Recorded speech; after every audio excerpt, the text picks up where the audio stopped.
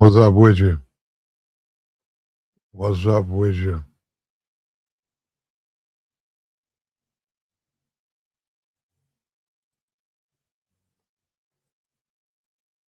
What's up with you?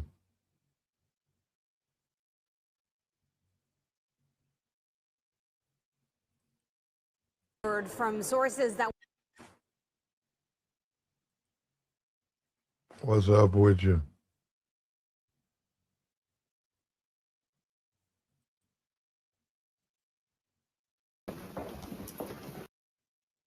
What's up with you? Finally, bro. Finally, they're starting to stand up to Trump. They're starting to stand up to Trump. They're calling him out. Something's happening, brother. Something happening. They're calling him out, man. It's in a rare moment. In a rare moment, Senator stood up to Trump. He didn't let him bully him. He didn't back down. He called him out in front of the others. He didn't let him run that game that their Republicans they have. He didn't run on that. He said, you're hurting the American people, and I'm not going to sit up here and let you do it. We're not sacrificial. We're not here to be sacrificed for you.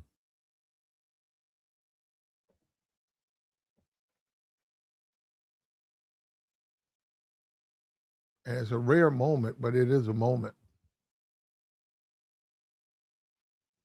What's up with you, man? It's late. What we doing? Yeah, we gotta get into this though. We got a video. Let me go ahead and put this video up. Something's happening, man. Something's definitely happening. Fair use, fair use. The president was wondering why people would vote for the War Powers Act. I asked him if that would be a rhetorical question or a real question. He said real. And so as we began to speak, the president didn't want to hear my question, interrupted me. I didn't care to be interrupted.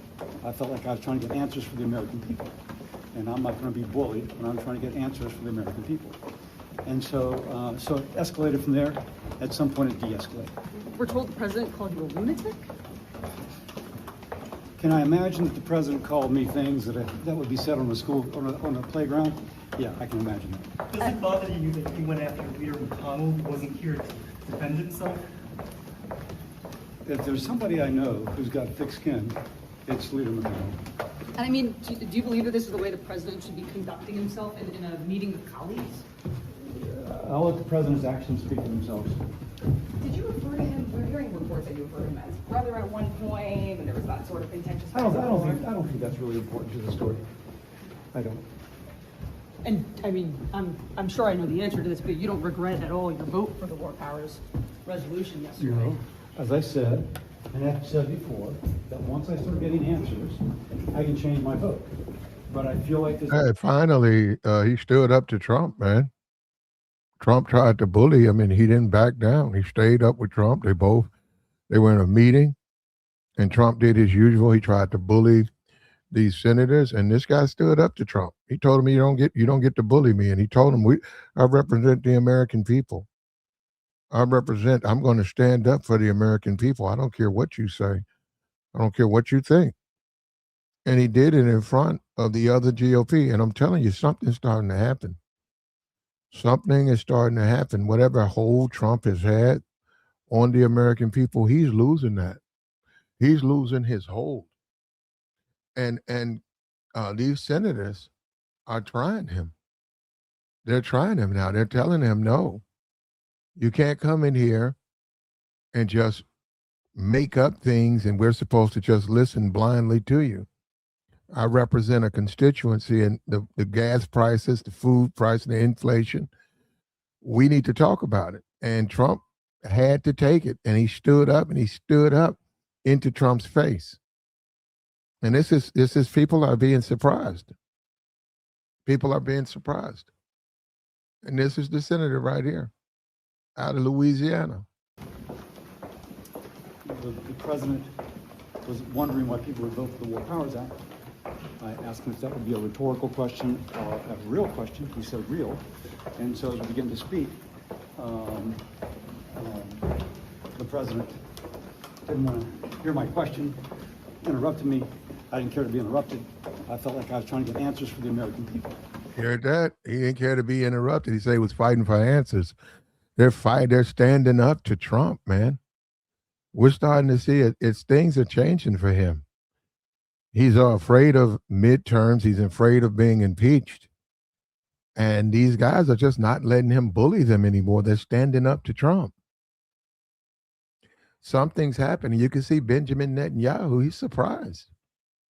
He's surprised because he's thinking Trump's telling him he's got, he controls the government. He can do anything he wants. And he's watching these guys call him out. They're challenging him. They're causing the other people to doubt him. And the more one or two stands up, the more the rest are going to stand up. The whole thing about the pool, the reflective pool, they're showing that pool was underfunded to begin with. It was bad job to begin with. They got the cameras, he's got the National Guard out there.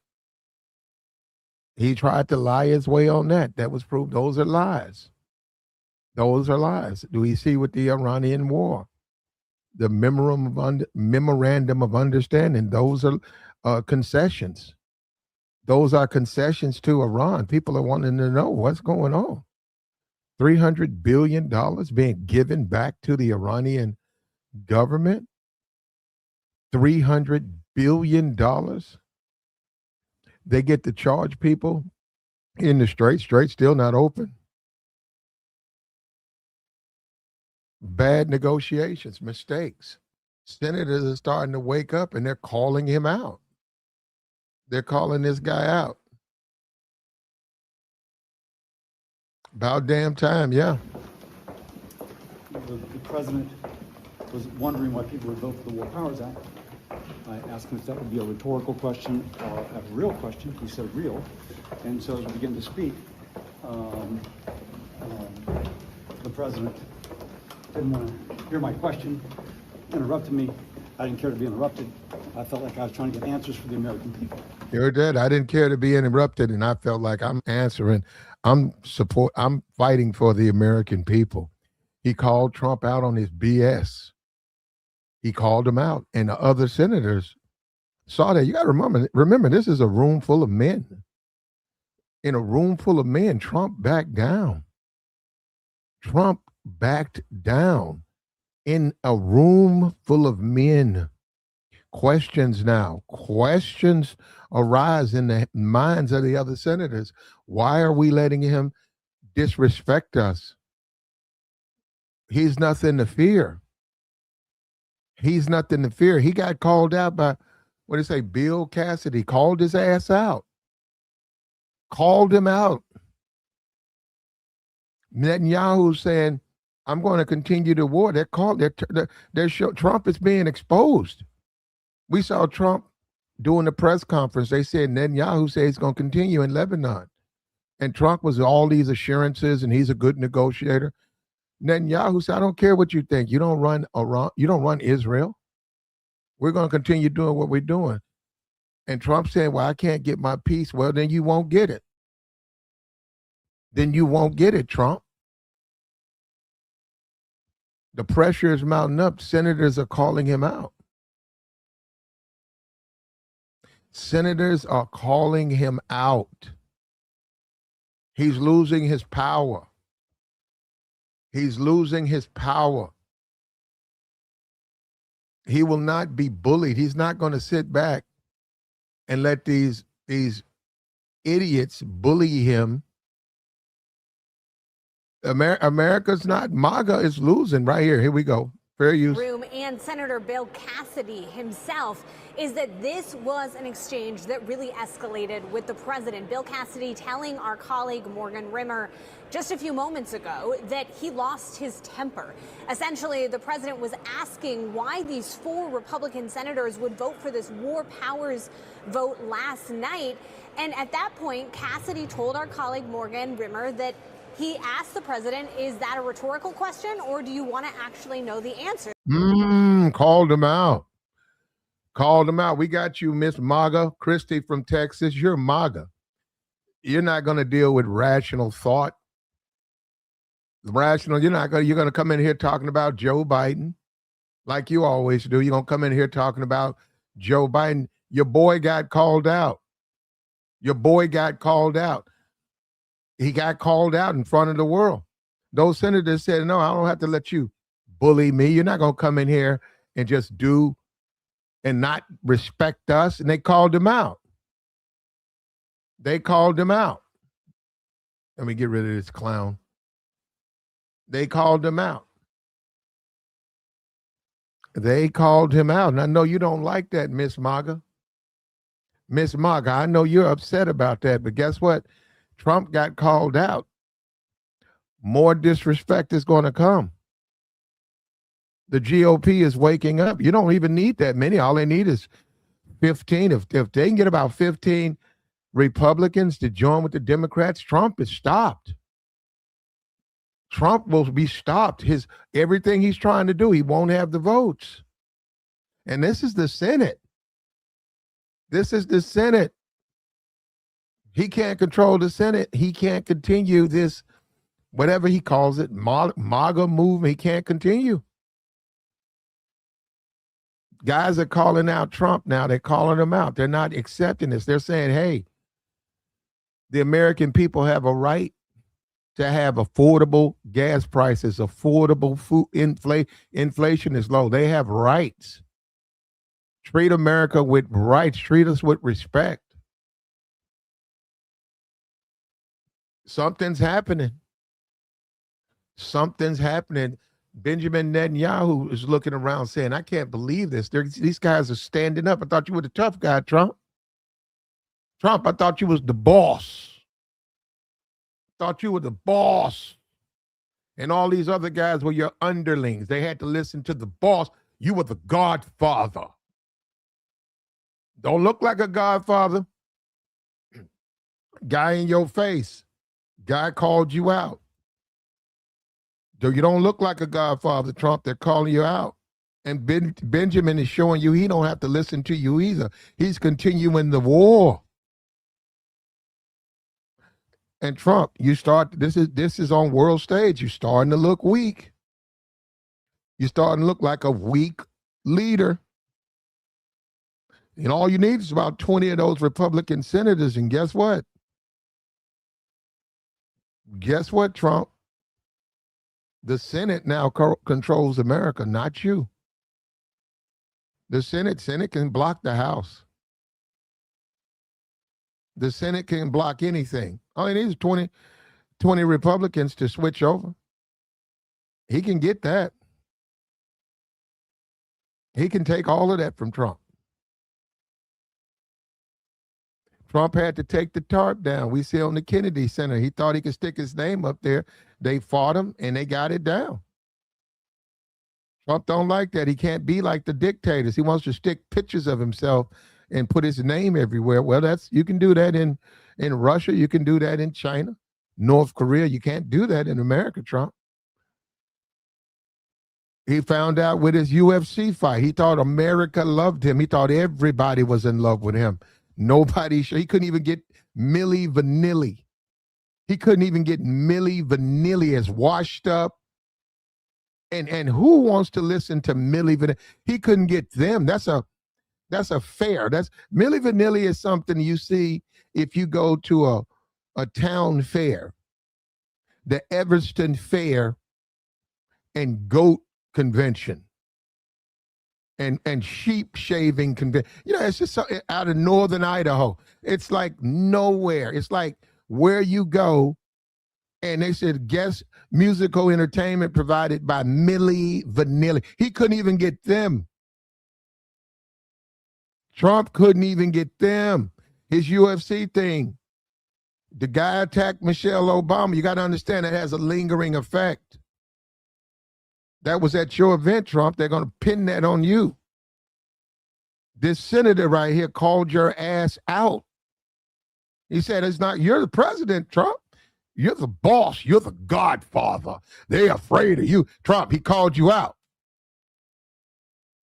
And it's been leaked to the press, Trump. Trump, the press knows. The press knows. We know Benjamin Netanyahu, he's not listening to you. He's continuing the war. How you going to control things, Trump? The straight Trump, gas prices. 300 billion Trump. That's the voters see this. The voters see the $300 billion giveaway that you gave to Iran. You conceded a list of concessions, a list of demands. How do you say you won a war when you're the one receiving a list of demands? And you're right, Trump, normally whatever you say goes, but it looks like these guys are standing up to you. They've had it. The tables are turning. And the world leaders and Putin ain't impressed at that.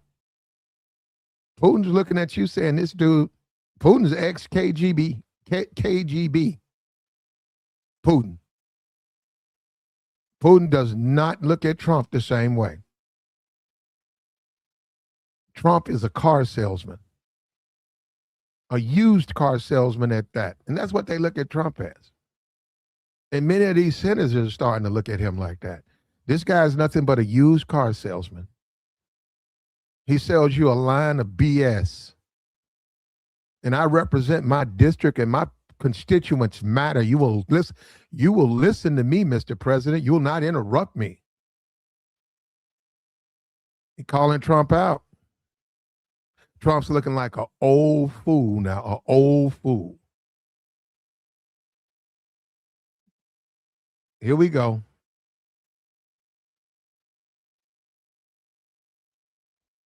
President invited him to share why he voted the way that he did. And essentially, Cassidy berated the president for what has transpired in Iran, for not being clear with Congress about his actions in the region, and essentially arguing that until he got a more fulsome briefing of what was transpiring, he was going to continue voting the way that he was voting. Cassidy said that the president was raising his voice, and in response, he continued to raise his. He said he lost his temper, that he's not necessarily proud of that fact, but he joked it was the Irish in him.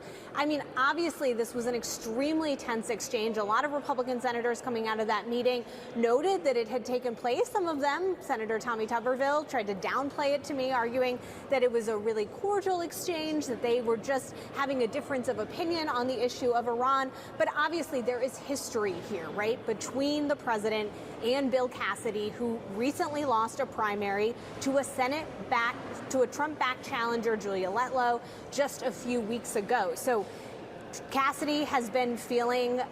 He's still a senator. He's a senator until his term runs out.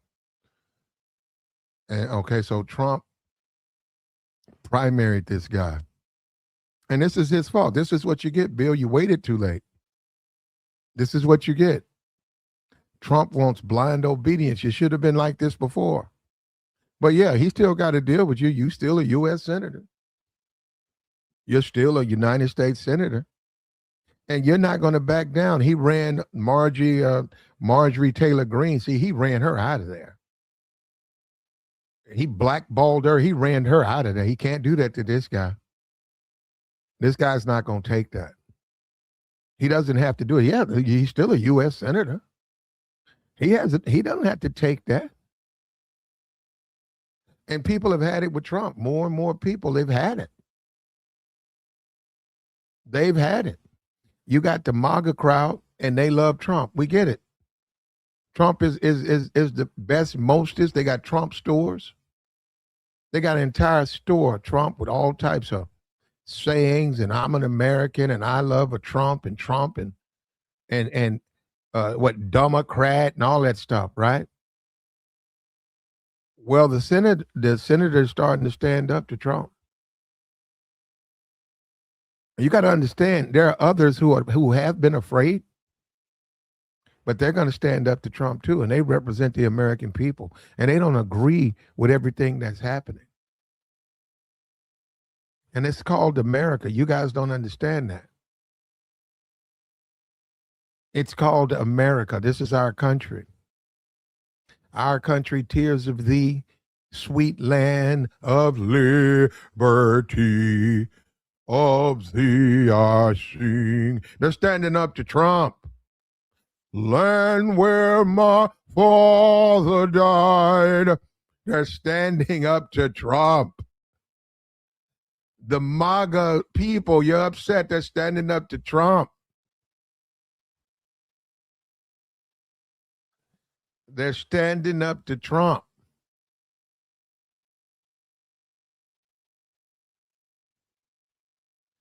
And it's about time.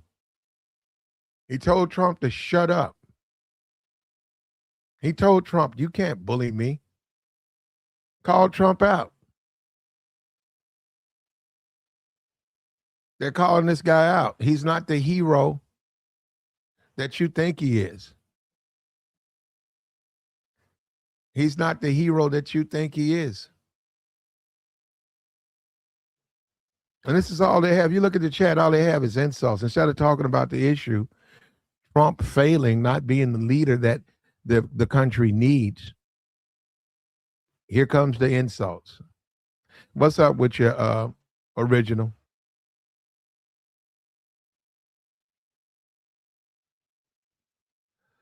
And this is what we're dealing with, man.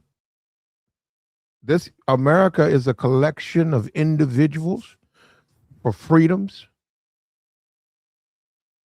And we come together. It's called the United States. It's a collection of states brought together for one. Guy said, what's smoking crack like? I don't know. What's smoking meth like? You see what I'm saying? The meth heads. Here they come, the MAGA methies. You probably smell like meth. If I talk to you, you probably smell like a meth pipe. Methylene. The methylene bottle. Here comes the methyleners. The fentanyl boys.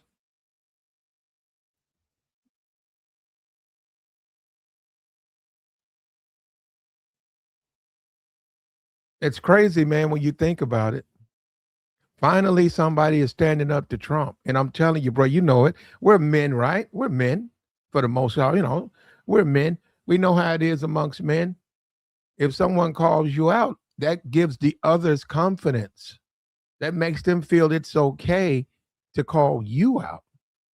The fat boys, yeah, the freedom fighters, fighting for the MAGA way of life, the fat boys.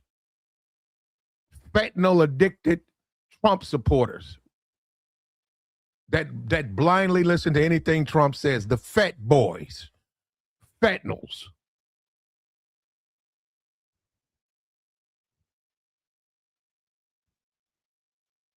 And this is the country we live in. This is the country we share. I'm telling you, this is not going to look good to Benjamin Netanyahu. This doesn't look tough. The world is looking at this. Putin's looking at this. And this guy called Trump out on his ass. He called him out. And Trump couldn't bully this guy. This guy stayed down.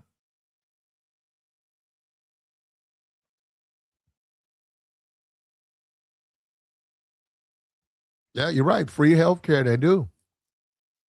They do, but this guy said he's defending the American people. He's standing up for the American people. And I don't blame him. We need more. God bless this senator, Bill Cassidy. God bless this guy. This is how we, as a country, we legislate. We negotiate. We come together. It's called the United States. It's not the states who voted for me. You are the president of the United States. Land where my father died.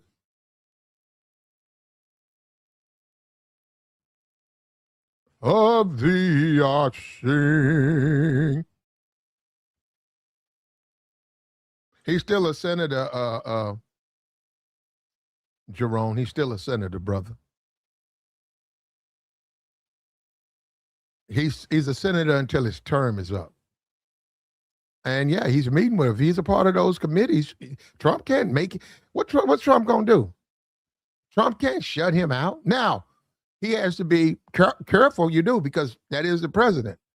But Trump can't keep him out of meetings and stuff. He's a part of it.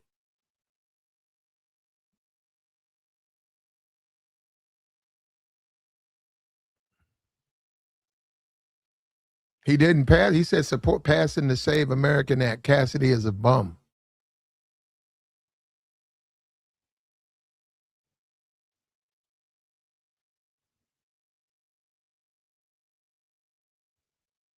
This isn't going to look good for Benjamin Netanyahu.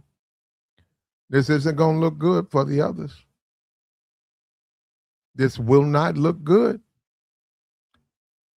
How are you going to intimidate Putin and Jinping, and you can't intimidate the senator from Louisiana, Bill Cassidy? You can't intimidate him. How are you going to intimidate world leaders? You can't put your name everywhere, Trump. They hate you, and at the NFL games, they boo you. You can't go to the NBA games. They booed you. They love Obama. They love Obama. These judges are blocking your legislation now. That's good. What you see what Bill Cassidy has done, that's going to send a shockwave throughout America. These people have been attacking his legislation. All of those executive orders aren't even worth the paper they're written on. You got to, those have to be passed.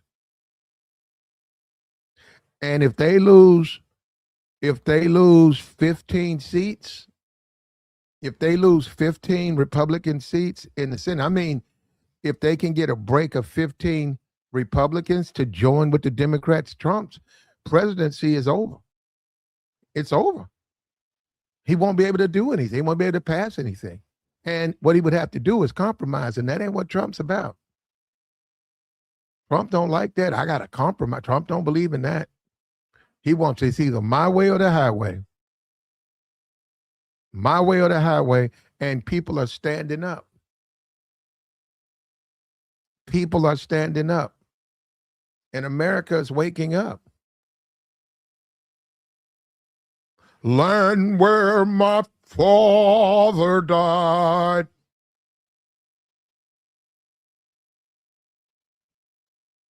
People are standing up, man. I'm feeling it, man, already.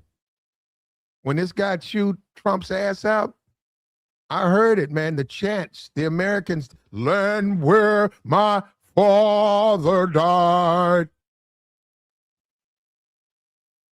Let freedom ring.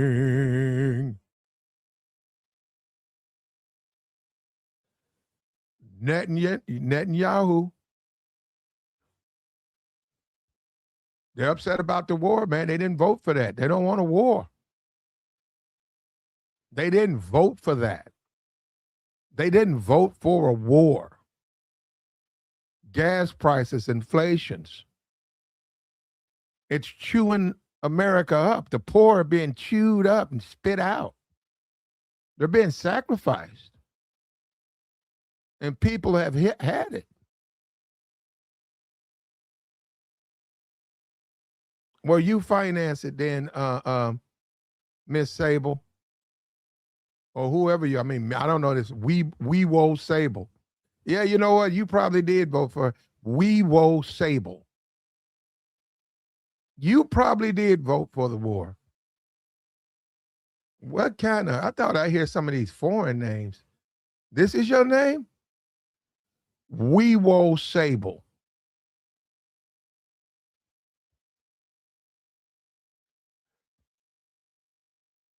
That's something else there, bro. Look at it. Now all of a sudden, Bill Cassidy, he's not a Democrat. I mean, he's not a Republican now. He's a liberal.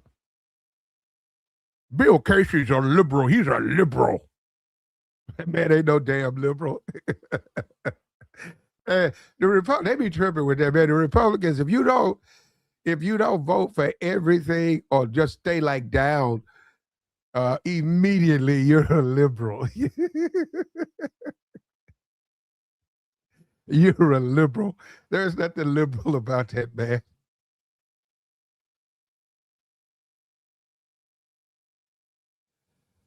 He stood up to Trump, man, and they're mad. They're in their feelings now. Look at this. Fair use. He said he lost his temper, that he's not necessarily proud of that fact, but he joked it was the Irish in him. I mean, obviously, this was an extremely tense exchange. A lot of Republican senators coming out of that meeting noted that it had taken place. Some of them, Senator Tommy Tuberville, tried to downplay it to me, arguing that it was a really cordial exchange, that they were just having a difference of opinion on the issue of Iran. But obviously, there is history here, right, between the president and Bill Cassidy, who recently lost a primary to a Trump-backed challenger, Julia Letlow, just a few weeks ago. So Cassidy has been feeling untethered to the president, doesn't feel like he needs to continue walking in lockstep, and obviously that was something that transpired during. Untethered.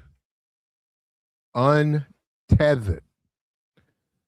And I can already feel the energy returning back to the country, man. The country that I know.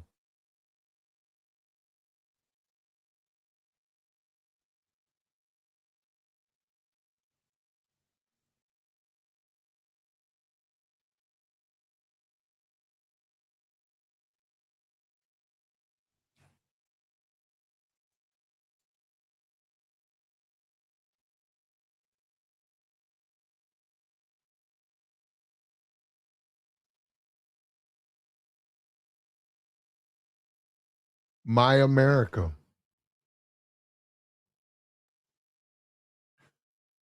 My America, sweet land of liberty, of thee I sing. They're standing up to Trump.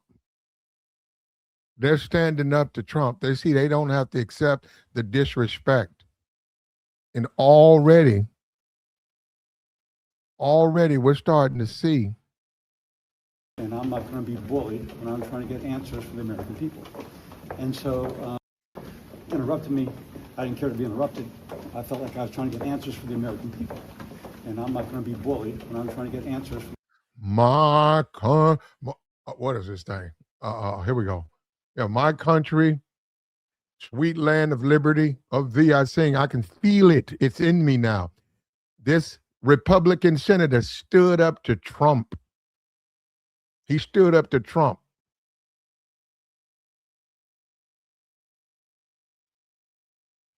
He stood up to Trump. And I can feel it.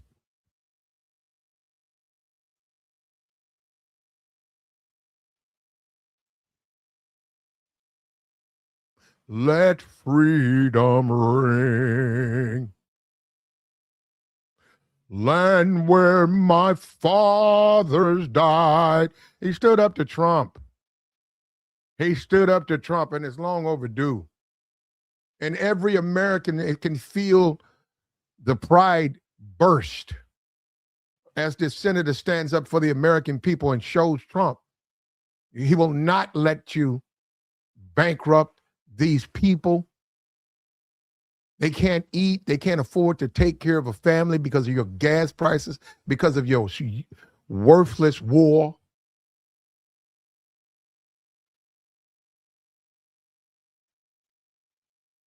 And take your name off that building and take your name down. And that reflective pool is your fault. You did that. We don't believe that some kids with box cutters peeled the paint off of the reflection. First of all, it's impossible. That's impossible to even suggest something like that.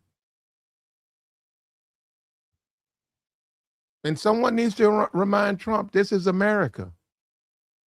Sweet land of liberty. Land where my fathers died.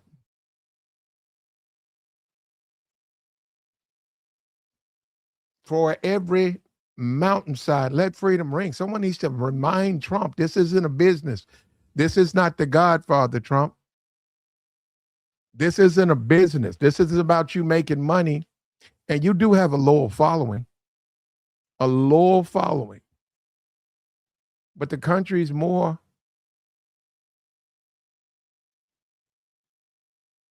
what is it, St. Louis? The fentanyl. The fat in Kentucky. Kentucky, it's ripe. They have a fentanyl addiction. Their tongues have turned black from fentanyl usage. And they're Trump supporters. In America, everybody else, they don't want to be like that, man. They want to enjoy this country. They want to enjoy the delights of this wonderful, beautiful country. They don't want to smoke fentanyl till their tongues turn black. They've got blackened tongues.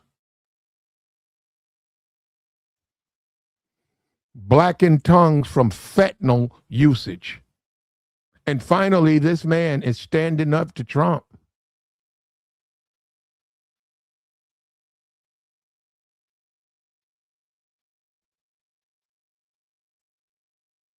He said, you can cut paint with a blade. No, you can't. You can scratch paint, but you can't peel it up. You can't do it. And then you have a certain level of water. So you're going to get inside water and peel paint. You can't do it. You know, you guys will believe anything, man. Yeah, why am I wasting my time? You're right. You're right. Why are you guys making excuses? Why don't you go and look at it and say it was a bad job? The job they did was wrong. There's a way to do it. I don't agree with, now, wait a minute. Guess what? We all agree on something. I think all that government stuff is overpriced. I do. I mean, it's ridiculous. $13 million to paint a pool? $13 million, man. That's just too much money. He said Obama paid whatever, 20 million or 35 million. I don't know. It wasn't true. I think Obama spent about 35 million. I don't agree with that. You think why would I agree with that? There's nothing about that pool that it takes $1 million to fix. And is he forgetting it's still America? You could find people to volunteer to paint that pool. They drain it. You can find volunteers. You don't have to do that. It's not even about, $35 million. Yeah, man. If you're a contractor, bro, that's a career job. If I got a business and Trump gives me that job and says, I want you to go in there and paint that reflective pool and we'll give you 20 million, man, I can retire after this. $20 million? I can go and buy all new equipment, paint the pool, and retire. Hey, these guys, that's how much money these guys make, though. Now, it's unbelievable when you think about it. Now, wait a minute. He said Obama did it. I don't agree with anything. You think I agree? Why would any American agree with that type of price for that type of job? All of this stuff. Who's going to agree to that?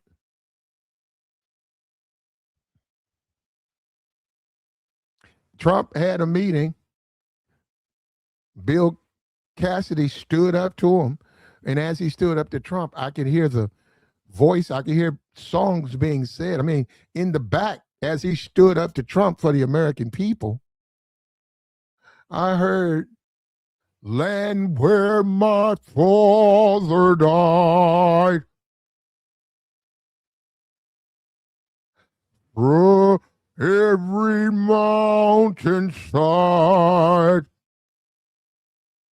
let freedom ring. Fair use, hold up. Let's check him out. He said he's not going to let that, you're not going to intimidate me. Interrupted me. I didn't care to be interrupted. I felt like I was trying to get answers for the American people. And I'm not going to be bullied when I'm trying to get answers for the American people.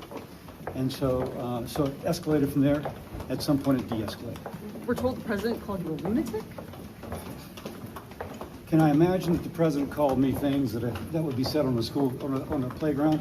Yeah, I can imagine that. Does it bother you that he went after Leader McConnell, who wasn't here to defend himself? If there's somebody I know who's got thick skin, I'll ask him if that would be Hold on. That chick made me, wait a minute. Said, oh, wait, hold up. I lost my trainer. Look at that. There we go. Wait, look at that. Look at that. There we go. Where's she at? There you go. Look at that. What we doing? What we doing, though?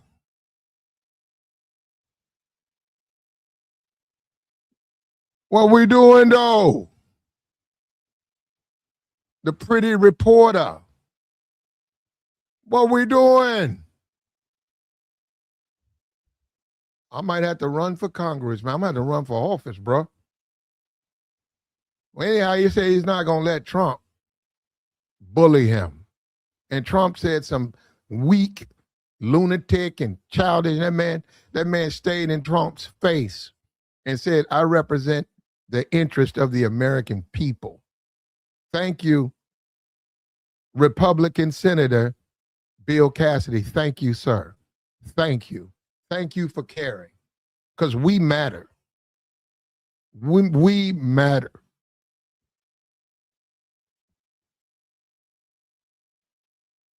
who's got thick skin, it's Leader McConnell. And I mean, do you believe that this is the way the president should be conducting himself in a meeting with colleagues? I'll let the president's actions speak for themselves.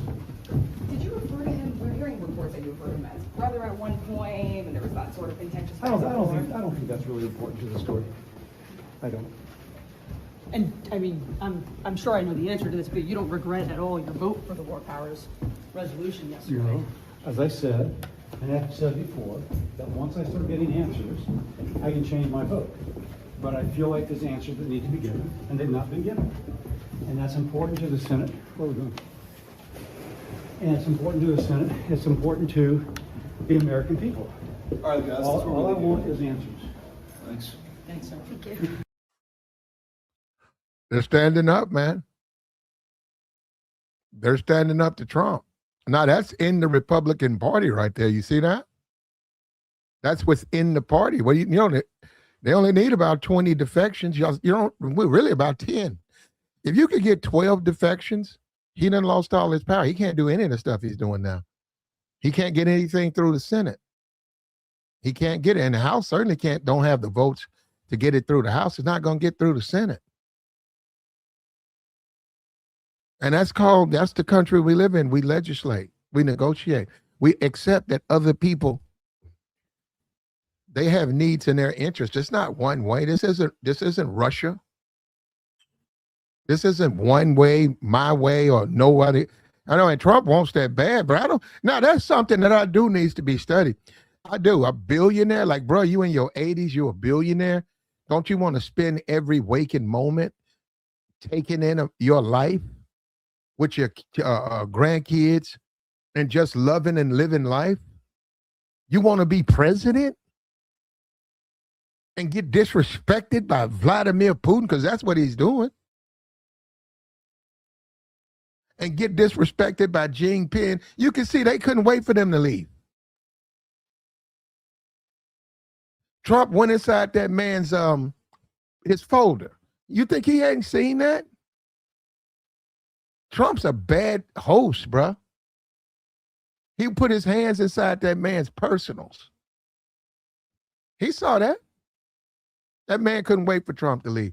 Xi Jinping came to America about 4 times and hung out with Obama. Not only Obama, but Michelle. He enjoyed his time with Obama. The only one he didn't like was Putin. But Xi Jinping, he came here. He took pictures. That's what I'm saying. They came and they visited Obama, not Putin, but they come and they visit Obama. They take pictures and they show these pictures to their children. They recognize Obama as a great president. They don't take pictures with Trump. They have dinner with Trump, and then they ask him to fucking leave. Now, you just had a Republican senator who showed you what he thinks about Trump. He just showed you what he thinks about Trump. He told Trump he was not going to bully me. He stood up for him. He stood up to him.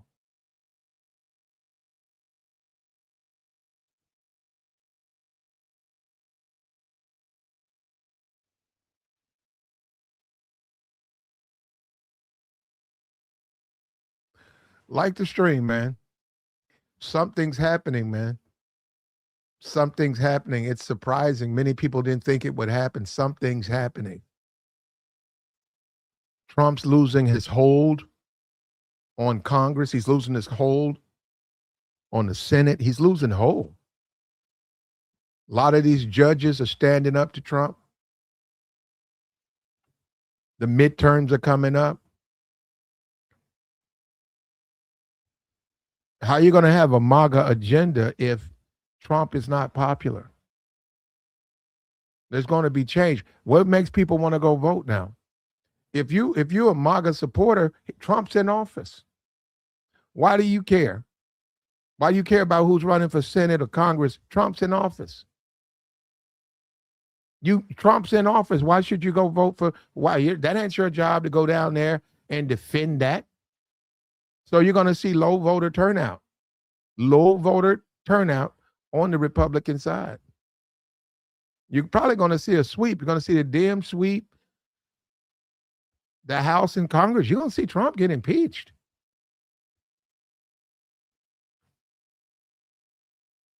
What about his cabinet? They're going to come after his cabinet.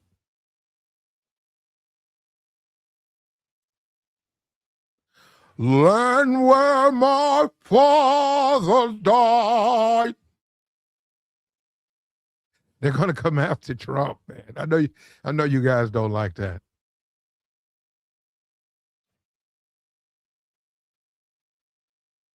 And this war with Israel is ridiculous. And will it ever stop? Who knows if it's going to stop?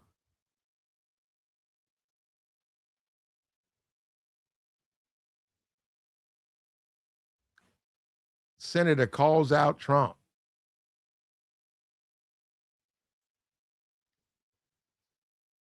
Something's happening.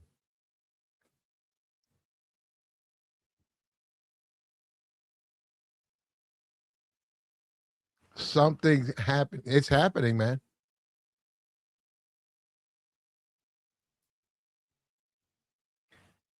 There's nothing you can do about it, man.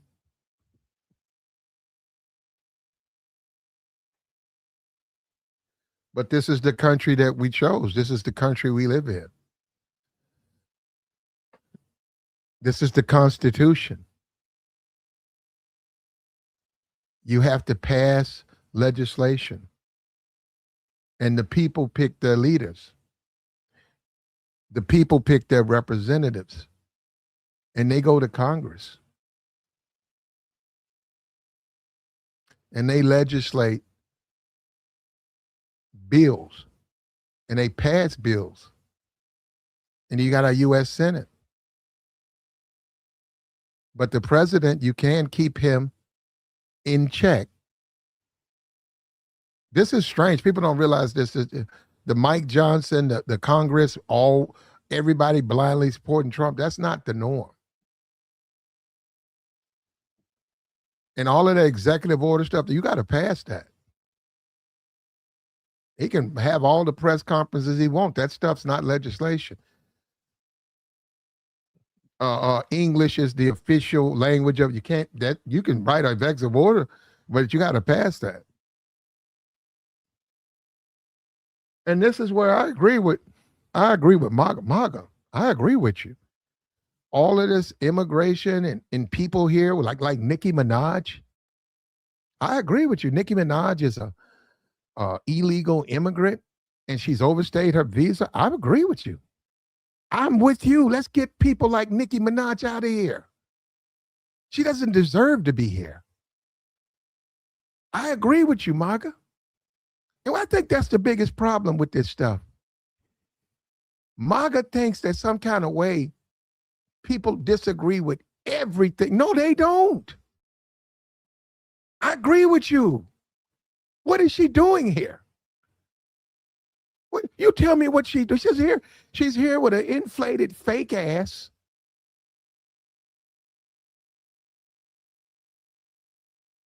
What is she doing? That she has a right to stay in America with no paperwork. I agree with you. And let's be for real. We're talking, but let's be for real. Trump has done some good stuff. He has. And Trump does stand up to these guys. Before Trump, none of these politicians would really call each other out. Trump stands up. He'll do it. Trump don't give a damn about them. Look with Jim Comey. Jim Comey, look at Trump. Trump don't care. Trump don't care about. He don't care. Trump done turned the justice system on. He don't care.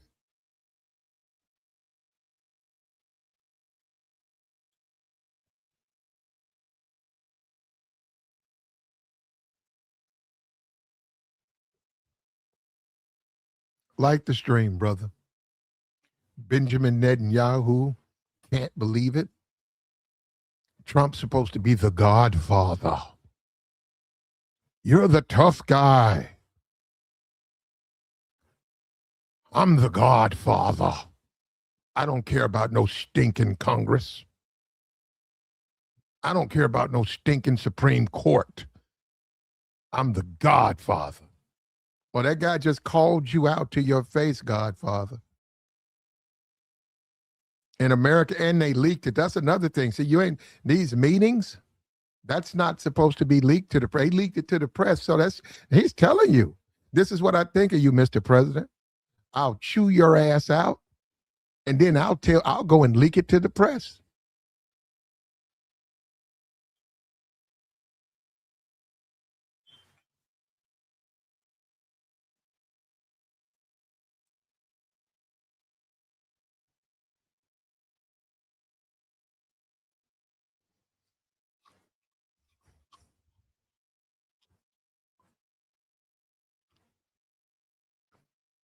Well, you're going to need some workers. He said Cuba next, then Greenland. What are we going to do with all that?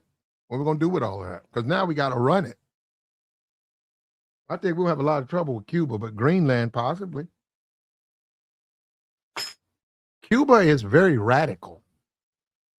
You literally talking about, when you say we taking over Cuba, you literally talking about taking over like Iraq or Iran. They're radical. They have a history of radical. They're radical society. Cuba? You got a lot. You know what? You better take over Miami because you would have problems with Miami. If Trump went into Cuba, you're gonna have you'll have what do they call it? I don't know. You'll have problems in Miami. Miami has a heavy Cuban population. He better be careful. He better be careful. It better not be nobody. He better do it like he did Venezuela.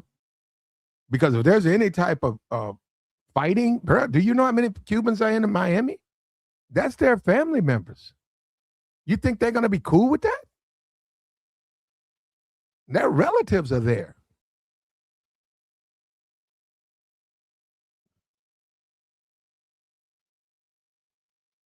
If they put out 2,000 Cuban citizens resisted American takeover of Cuba, and they were casualties, bro, you got to do something with Miami.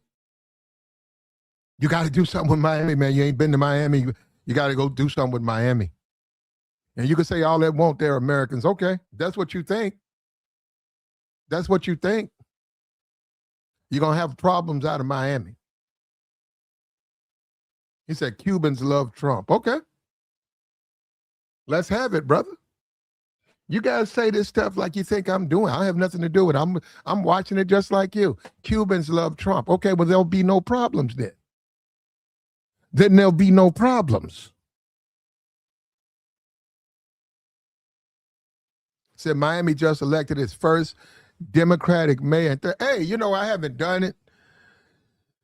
Luther Campbell, man. Luther Campbell. Uncle Luke of 2 Live Crew. And I haven't done this. You know what I'm not going to do? I've been leaving him alone. But Luther Campbell, Luther, come on, man. Luther, did you forget what you used to do? Luther.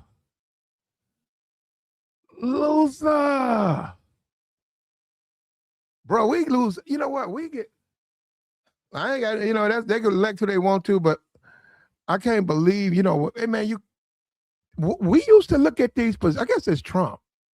We used to look at a senator and a Republican. Those were not just anybody. Those were the person who ran for senator, quarterback of the football team, graduated in the top of his class in college, led the college to a national championship, married guy, 2 kids. That's a senator, that's a congressman. Luther Campbell? Bro, you know what I'm saying? It's a different, but I got it. Trump did it. So I got you on that, Luther. But man, woo! Not to mention, Luther, you can't really talk well. But why would that matter though, huh? Why would that matter?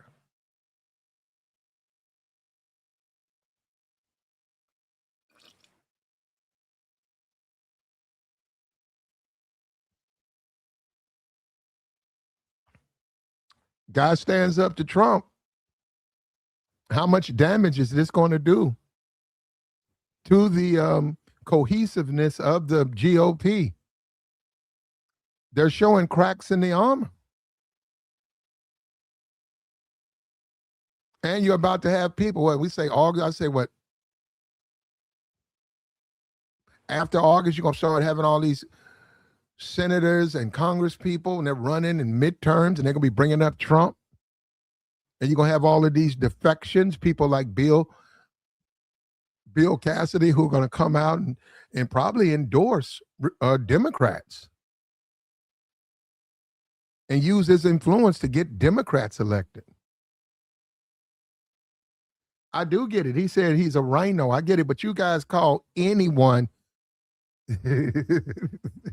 who doesn't accept, you know, this is called America, man. Did you ever think about that? It is, the country's about coming together, and it's the United States. You guys call anyone who disagrees with Trump a rhino. And many people say Trump's not even a Republican. And look at Mike Pence. Remember this? Mike Pence, he ran for president as a Republican. He was a vice president Republican. Yet some kind of way, because he disagreed with January 6th, which was actually illegal, because he disagreed with it, he's a liberal. That's ridiculous.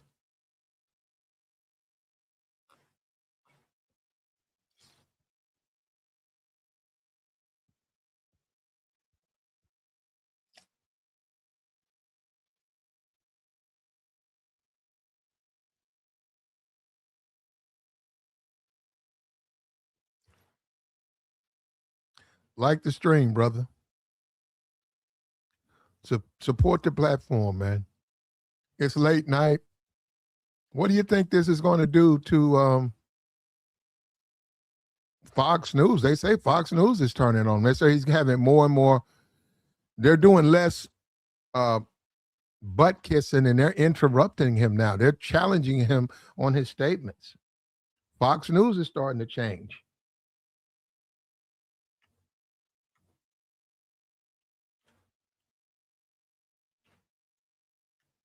And this is still America. Remember that. This is still America.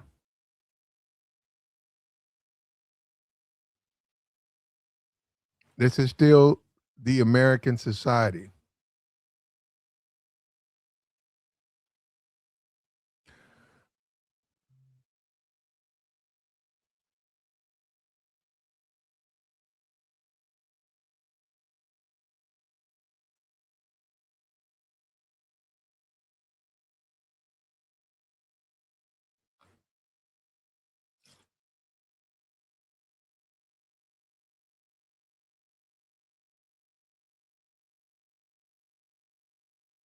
Said Trump knew he couldn't run on a Democratic ticket. Well, he couldn't get it. He needs his base. His base. Trump is a billionaire. Trump is an elitist. Trump grew up with a silver spoon in his mouth. He's a billionaire. One thing you have to give Trump credit for, because he's a salesman, he was able to sell himself as one of the people, which has always been the problem with elitists. With the elite, that's always been their problem. Trump was able to sell Americans. He's one of them. At least the MAGA crowd is nutso about him. I mean, they love this guy. And I guess if you like what he stands for, I guess, they do. They absolutely love Trump. He's their favorite. They love Trump. They love Trump. When Mark Levin said paying a couple of $2 more to keep Iran from having a bomb, that crowd, they don't have no problem. They'll pay $5 more a gallon. They blindly support Trump. They don't care. Especially as long as he's going after the Negroes, that's all they care about. He's got his thumb on the Negroes' necks. That's all they care about. And Trump knows that. And he appeals to him with that. That's why he did that thing with Michelle Obama. Because they look at these black people, they're not Americans. And what MAGA says, what America stands for, they say it's what we say it is. It's not what your books say. It's not what the Constitution says. It's what we say. You guys got to understand that. I talked to there's a guy, he's a big time Trump supporter. And it wasn't even a conversation. It was him telling me about why he loves Trump and why he's MAGA. And basically what he was saying is, I don't care about no damn Constitution. Leave Trump's agenda alone. You guys, we got to support Trump's agenda. You say, well, he's got to put it through. We know he don't. Stop voting against Trump. I say, so that don't, no. And he says time out for that anyhow, because, the country and birth rate and all that stuff. He said, we got to save America. We got to keep it just the way it is. He didn't care about no debt. And he basically said, he didn't say it to me, but he basically said Negroes should be happy they haven't sent your ass back to Africa. Now, he basically, that's what he said to me, right? But he didn't say it that way.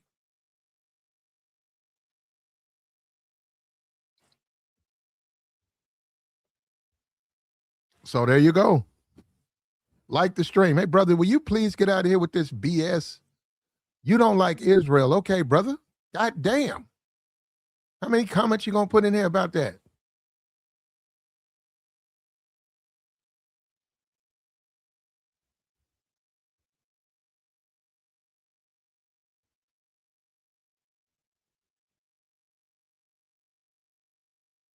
Like the stream, brother. Actually, I disagree. Let me tell you something. You said MAGA. Hold up. He put MAGA up here, right? Okay, there we go. He said MAGA will be remembered like the KKK and well, they are now. No. Forget the KKK. I don't know. You can probably put that on them, Hannibal, but they are like the Confederates. They are like the South. No. They are very. It's not.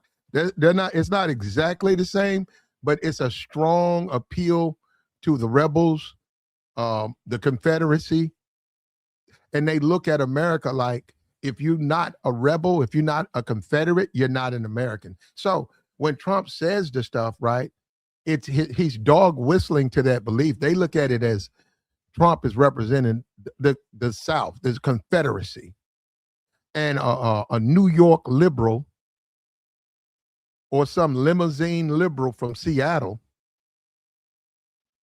doesn't have a right to disagree with Trump.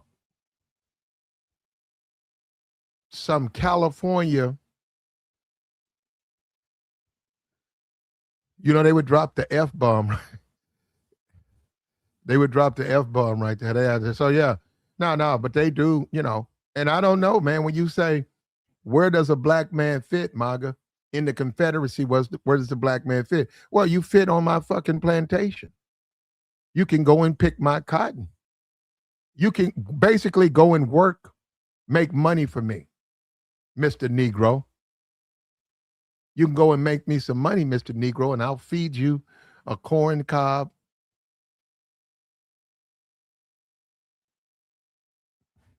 Yeah, and it's I guess it comes down to what you want, what you believe in.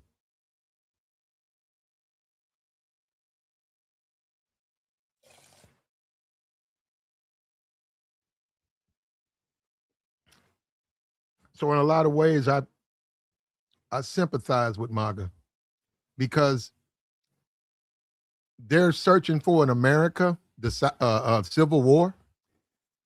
They're chasing ghosts. What they say, the lost cause. They're really chasing. That's really what they're chasing. Days that have gone by. Those days are gone by, man. We live in a different society now.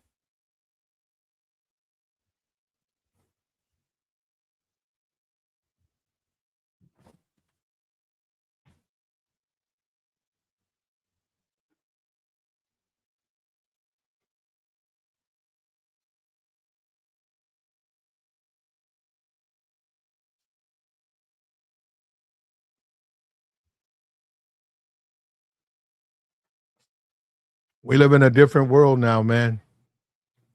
The past is the past. Now you got Netanyahu, and he's changing things. Benjamin Netanyahu is changing the way things are.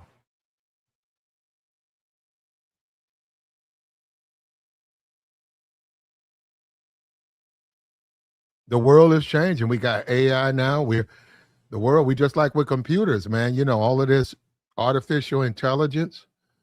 The world is changing. It's one thing you can romanticize about days of the Civil War, but those days are over, man. You look at China, they just showed China China just put up a bridge in one day. And they showed those workers the way they got there, the way China. Now, this is what Trump keeps making it. Trump keeps saying this stuff, right? But the way China, the people, the citizens of China, it controls their citizens. You can literally say they're robots. They pretty much are. They follow the rules over there, man. Their punishment in it's draconian. They punish the shit out of their prisoners. They follow as much as they can.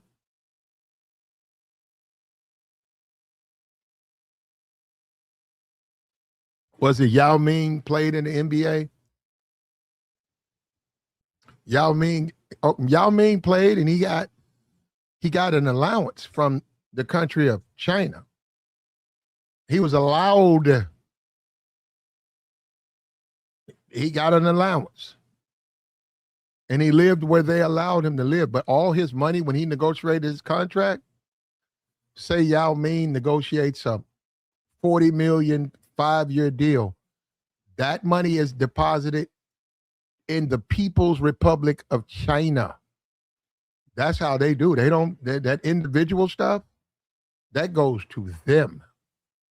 And from that, they gave him an allowance to live on. And once he retired, he went back to China. I think they've done reports on him. He has a modest, you would not know he was a millionaire. I mean, I don't know if they gave him his money. I don't know that. I'm just saying where he lives in a nice place in China. His wife was given to him. He didn't pick his wife. China controls their people like that. He didn't pick his wife. He was allowed to marry.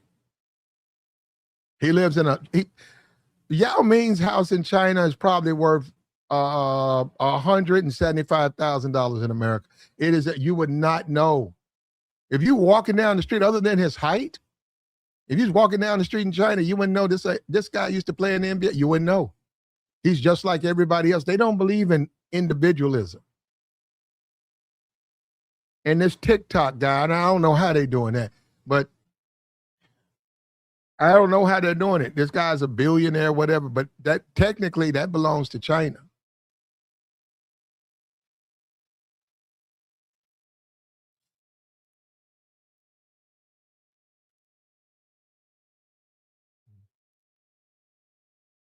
He said, I was wondering how long till you, bro, you, Miss Esther, or whoever you are, have you been reading the chat? Have you been reading the chat? He said, until you called us racist. What do you think they've been calling me? So I can't defend myself? Or maybe that's just something, maybe that's meant to one of the MAGA people in there. Okay, and I'm misreading it. Okay, so we'll leave it alone. Land where my fathers died. Senator stands up to Trump. United States Senator stands up to Donald Trump, calls him out. Not only did he stand up behind closed doors, he leaked it. The press, he gave it to the press. It's all over the place now. It's on Fox, all of that. He's standing up for the American people.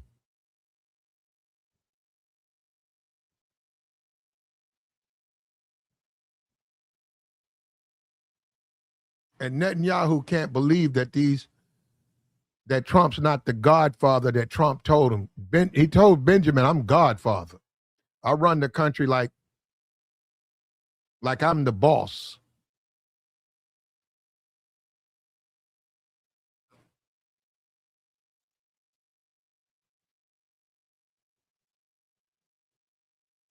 Well, we'll see, man. We'll see if these Republicans stay in line. And we know there's cracks in the armor. If you start to see seats going up, you start seeing people polling low, they're going to change up on Trump, man. They're going to have to. If the people say you're afraid of Trump, you won't vote against Trump, what do you think they're going to do?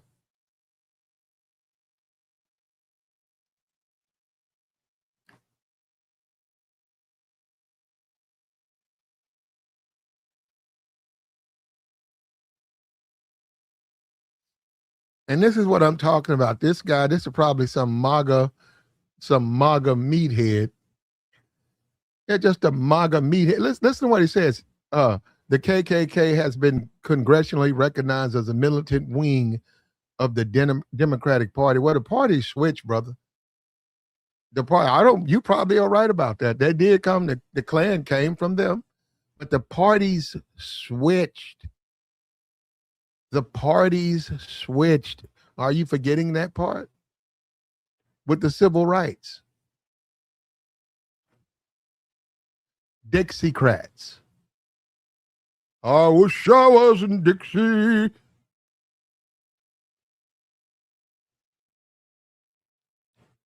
As listen, check this out. As racist, and it is, Sweet Home Alabama. I actually liked it. I like the song. Now, you don't really have to listen to the lyrics, though, but yeah, I like it, though. And Alabama picked that. I think that's the University of Alabama theme. And if you're in, I like that.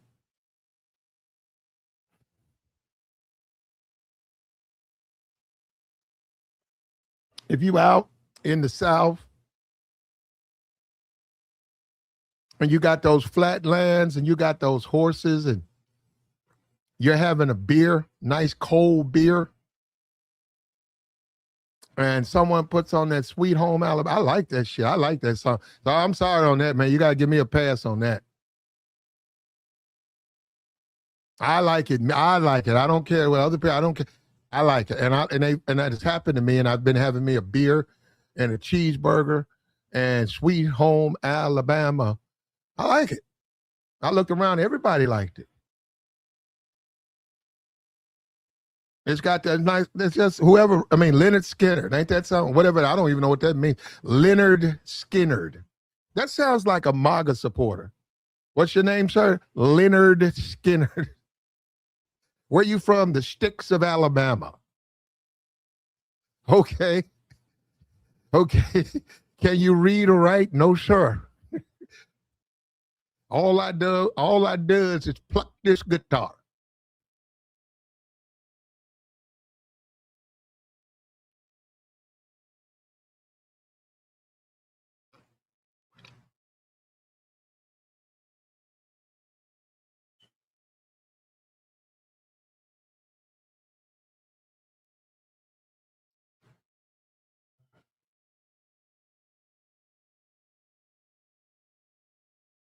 Like the stream, brother. The Southern Strategy, brother. Go look it up. Do your research. I cannot believe, brother, this is still America, brother. Brother, what is your problem? What is your problem? This dude wants me to be a Trump minion. Brother, can I have an opinion?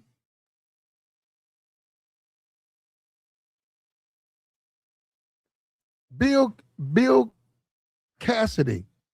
What is he? He's a Republican.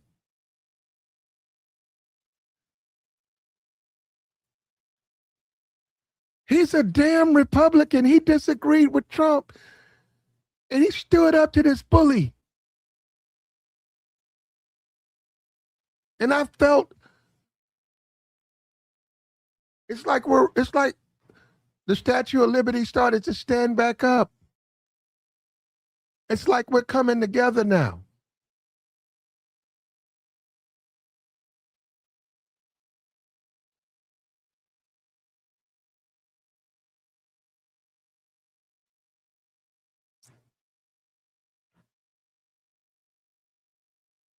And Netanyahu, bro, they're going to have to deal. He got, him and Trump on the phone. Netanyahu telling Trump, I wouldn't have let him talk to me. I would have never let a senator talk to me like that.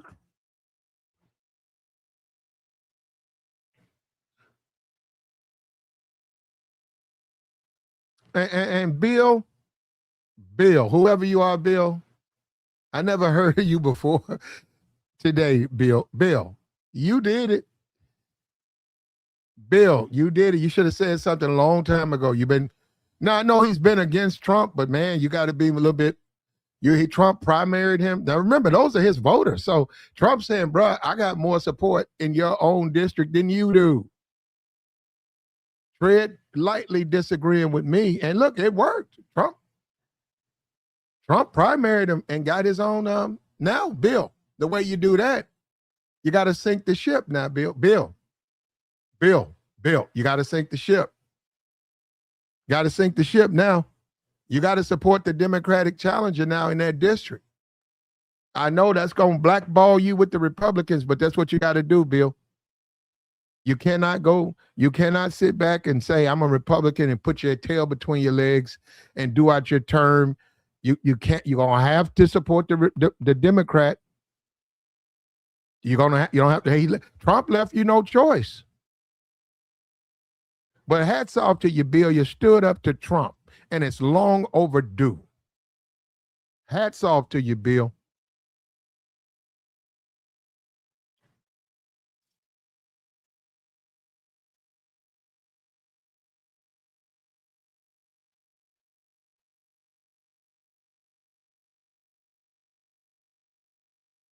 And I wish the MAGA people, man, you guys do you think it's good for the country to just blindly support a president?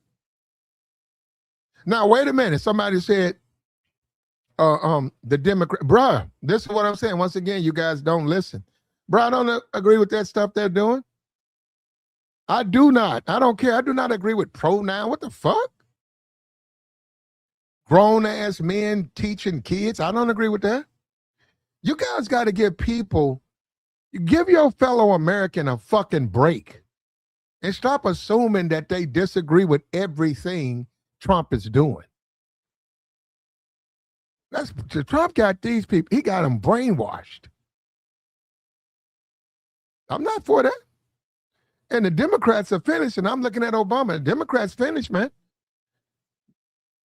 Men and women sports, dudes don't want to, why would I want to see some shit like that? Why would I want to see a dude who can't compete with the guys running with the girls? And then he's beating them and all of that and setting records. And having a 3-hour conversation about what is a woman. I know what a woman is. Biology tells me so, bro. I know what a woman is. I like what a woman is. What that woman, that pretty woman. Hold up. You got this pretty woman right here. Hold up. Look at this right here. Look at this little pretty thing. Whoever this is, I don't know. She out here being a journalist. She better be glad I wasn't out there. Look at that. Look at this. Look at this little college girl. Look at that. Look at that little pretty thing right there. You out your motherfucking mind. I know what a woman is, bro. Look at that. Y'all out y'all marbles, bro. See, this is where MAGA, you go too far, but MAGA, I'm with you on that. I know what a woman is. I know what it is. I don't need to have no conversation about it. I know what it is. And they doing exactly what they're supposed to do. Trump the Democrats, that's Obama and all that other stuff. Obama, I don't want to know about no pronouns, man. Because I don't want to.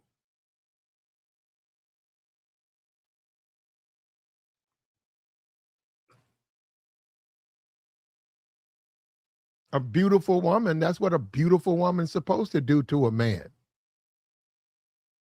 That's called biology.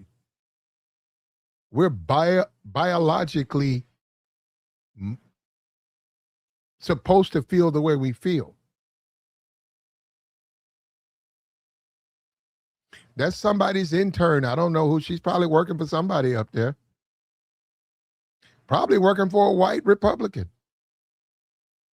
She's an intern, probably. What do they call those congressional aides? She's a congressional aide. No, if you can get it, man, it's a good spot, man. It goes on your resume. While you're in college, man, congressional aide for 2 years. Supreme Court, all of them have their own office and they have their own staff. And we talked about that this morning. Men like beautiful women, so they tend to slant their, and you can say it's wrong, okay. So she is another Monica. Probably, brother. That's on her though. That is a grower. I don't know. On that, I don't know. But you know what? I wouldn't be surprised.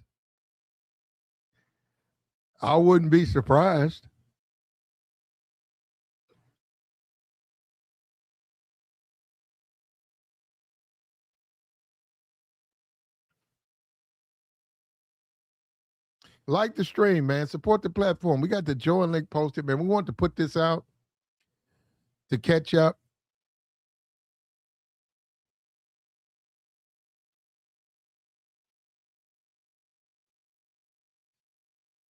And the country's awakening, man. This guy stood up to Trump. And the country's awakening.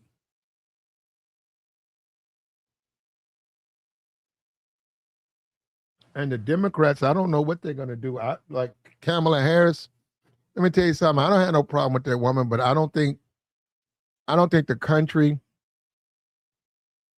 for her, I don't think she would be a good fit. She's going to run again. And that's up to the Democrats, man. That's up to them. If she wins the nomination, that's up to them.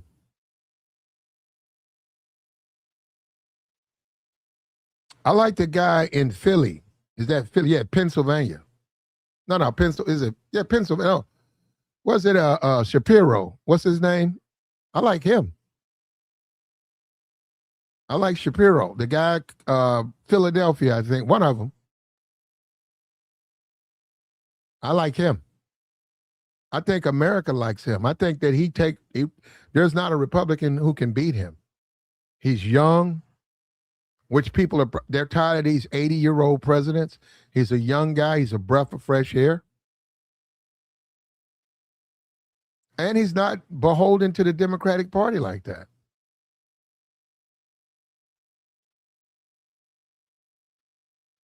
And Bill, you need to be the vice president. I'd see, what's this guy from? Let me go. What's his name? Is it Josh Shapiro?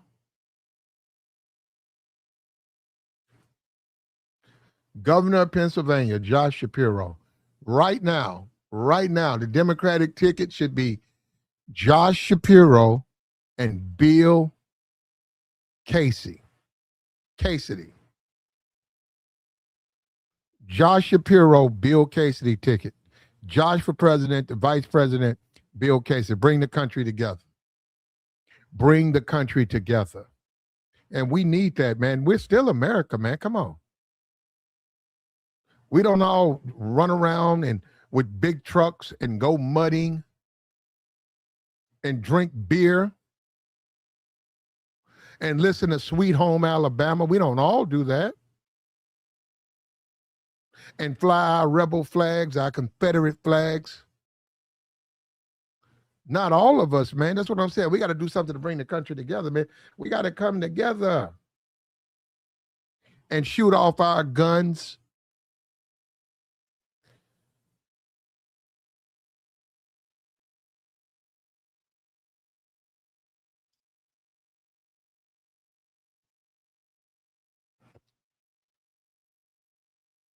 Not all of us. Cassidy. Ain't that the Cassidy? That's the Partridge family, right? That's the Partridge family. That was the original group is the Cassidys, right? The Partridge family.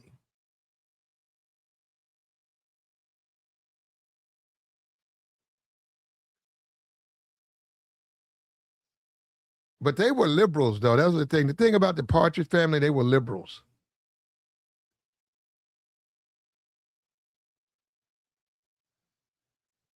But once again, like I said, we live in a different America. You guys growing up, you guys are living in an America that a lot of people don't know. I mean, it's sad that this America you live in,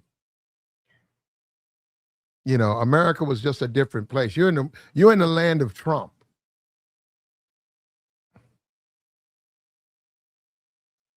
You are in the land of Donald Trump. Like the stream, man. Support the platform. Hit the Cash App. Support the platform. Bill Cassidy showed up. Look at this guy. You disrespectful, brother. Brother, you know what? Whoever you are, NASCAR fan, you disrespectful. You are disrespectful. Don't talk about that man like that. This man is protecting the American people. Don't do that. When you do that, man, you brown-nose Trump, bro, and that ain't manly. Trump's a grown-ass man. If another man wants to call his ass out, let him. God damn. When you do this shit, you brown-nosing this. Why you brown-nosing Trump? Why you brown-nosing Trump? Trump a grown-ass man. That's what we are, right, man? If a man wants to call you out, you stand on that shit. You stand up and you take it. You need nobody to come in and save you, man.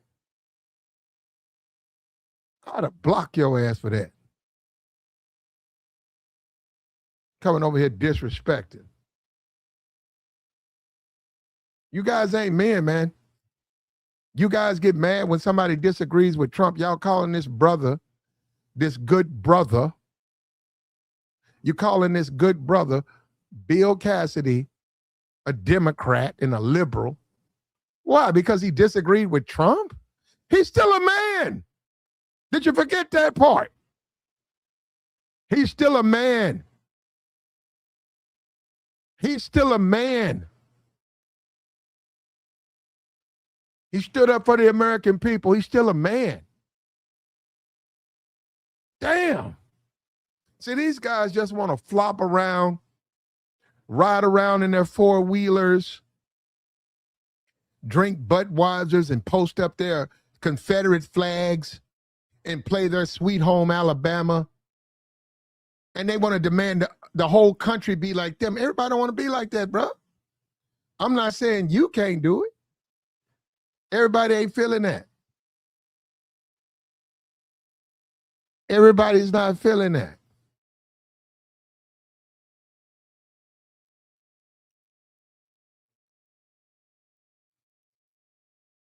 Yeah, look, this brother right here, CMC, says he ain't feeling that. Everybody ain't feeling that, man.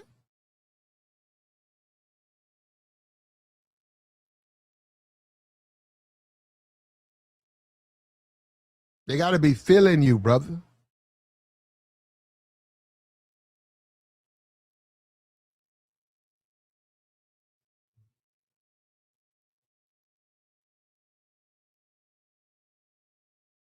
I need to run for Congress, bro. All those young, beautiful women, college girls running around there. Mr. Senator, Mr. Senator. Where you at, Bill? Bill Clinton, where you at, though?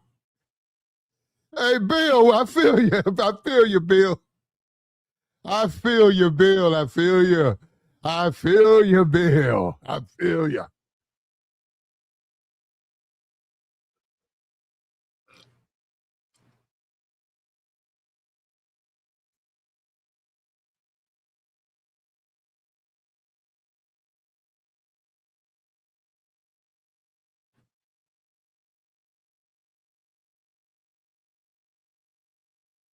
And you know, you finally do get a MAGA join, and they don't know anything.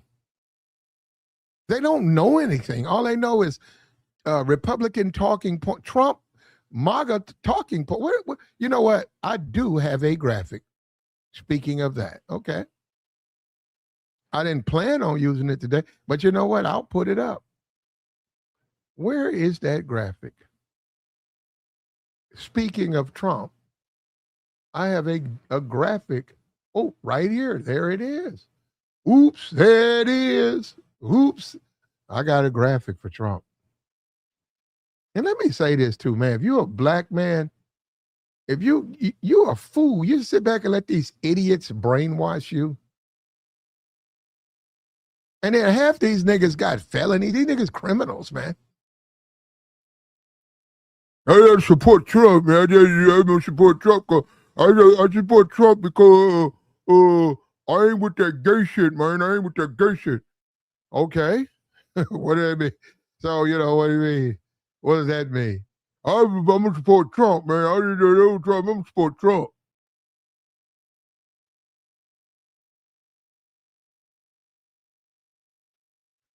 Trump is my daddy, man. Man, Trump just like me, man. I'm a criminal. Trump a criminal. There you go. Look at that. Look at that. Look at that. Look at that. Look at that. Look at that. Whatever happened to the Doge checks, tariff checks, 10% on the credit cards? Did he say that? Yeah, he need to do that then. 10%. Mine ain't no damn 10%. Straight up, that man said he gonna make all these lenders give you a 10% APR. Did Trump say that? No, I don't know, man. I ain't even heard that. Straight tip. Well, come on, man, get that done, man. My credit card ain't no damn 10%. What do you get about 18? What is 18? I was dating this one chick, man. Her shit was 34%. I lost all respect for her after. I said, whoa. How you paying 34? Wow. But we don't care, man. And we don't want to know. $2 gas. Yep, Trump, you failed with the debt. Y'all in the Epstein files. Reopening the Strait of Hormuz, which was already open before you went in there and bombed those people. Now you're going to get them people $300 billion. And now all of a sudden they want to talk about whose money it is. When Obama did it, they left that out. Now they want to bring it up. Groceries are cheaper. I thought it would be no wars. And then this ballroom, and now we got the reflective pool.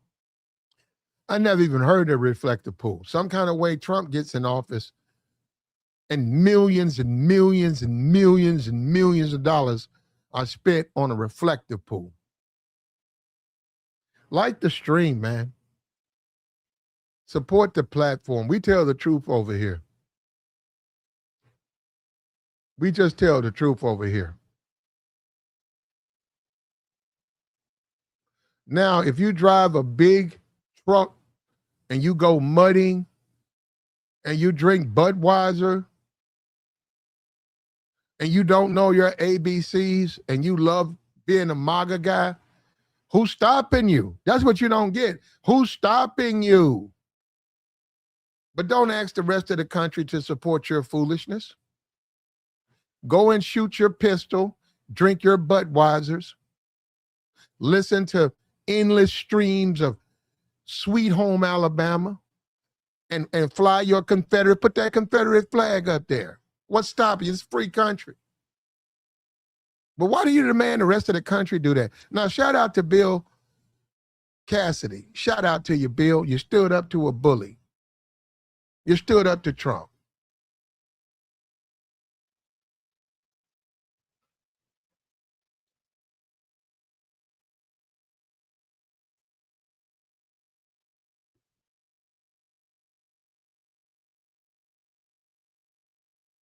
You stood up to Trump, and it's long overdue.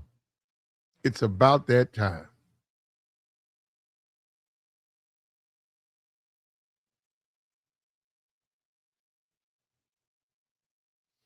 $10 APR. Where's that at? 10% APR. Where you at, MAGA? Where the MAGA people at? Look, hit the link, man. Where's the 10% APR? The $2 gas. Trump said he was going to have $2 gas. $2. Trump told these people that he would give them $2 gas, and they believed him. Trump told MAGA he'd give them 10% APR. Where's that at? Where you at, MAGA?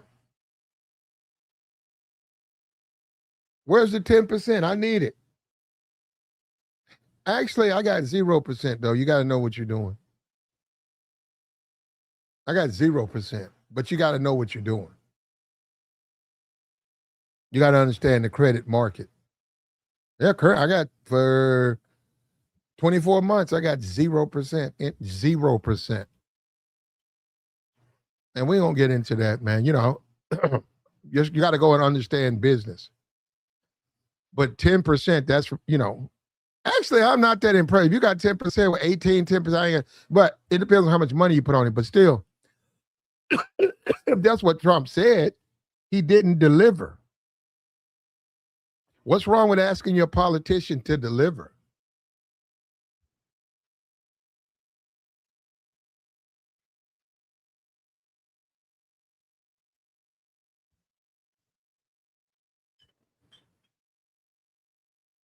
What's wrong with saying, hey, politician, you got to deliver to me?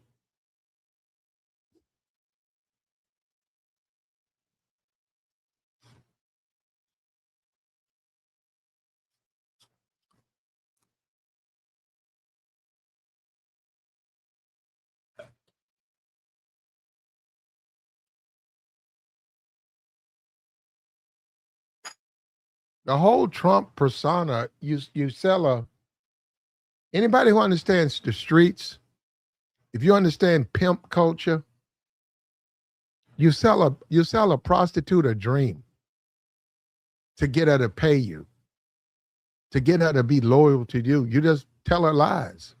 You gas her head up. You feed her what she wants to hear.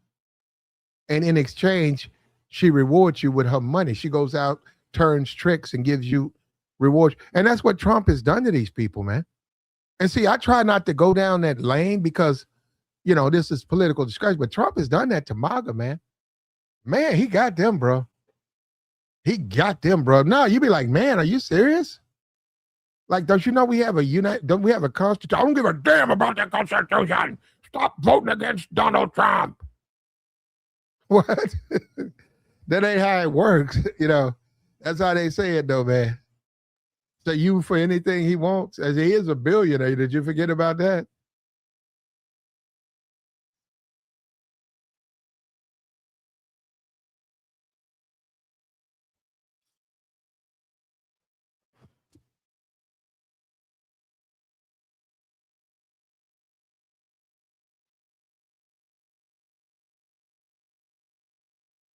Have you seen a Confederate flag at a Trump rally?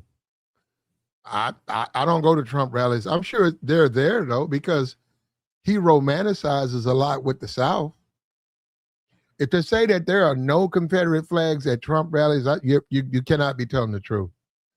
Trump romanticizes the South. Trump, a New York fucking liberal, born on Fifth Avenue to rich parents, has convinced Confederate followers, supporters, sympathizers that he's one of them. No, Trump is a good salesman, man. He's a good salesman. He's a good sad man, but he got him. No, he's done it. He's done it. He's convinced Southern sympathizers that he's their man. He's done that. So we gotta get credit to Trump. Is 84. Trump is a businessman. He understands the art of the deal. He wrote books about it. He's a salesman. He knows how to sell himself. Hats off to Trump.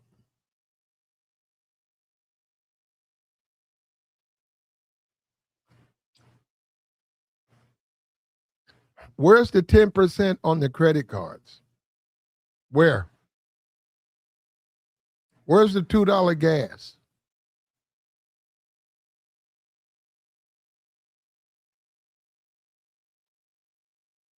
Where's the $2 gas? Where's the $2 gas? Where's it at? Come on, man. I mean, that's good for all of us, right? That's good for America. We got $2 gas. You know what? You can travel. You don't have to put off that trip. You going to Atlanta.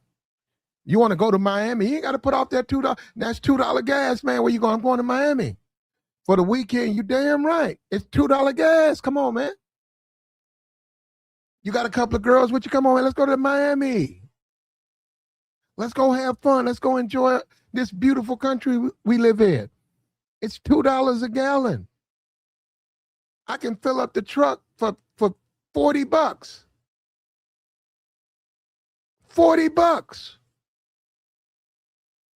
And let's go in let's patronize this restaurant, and that's money, that's revenue. And let's patronize this restaurant, and let's stay at this hotel, and let's do all of that. That's revenue. That's how our country functions. But when you have $5 gas, you can't do nothing. And that affects all those businesses, because that's one less hamburger. That's one less room. That's going to affect them. But you got the MAGA morons, they just want to ride around in their trucks. They want to chew up mud and ride around in these big oversized trucks and talk about Trump and put the fentanyl stick in their necks until their tongues turn black, and actually think that they are Republicans. Man, you ain't no Republican. You are not a Republican living like that. That is not a Republican. Republicans do not do that. That is not a Republican. But Trump has sold that. He sold that to those people, man. Trump's a smart guy.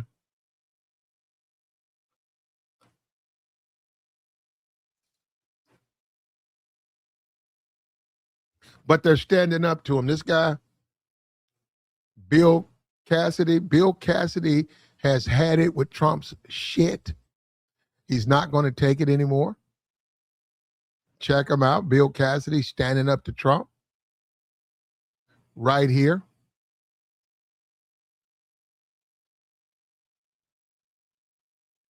that were in that room and Senator Bill Cassidy himself is that this was an exchange that really escalated with the president. Bill Cassidy telling our colleague Morgan Rimmer just a few moments ago that he lost his temper.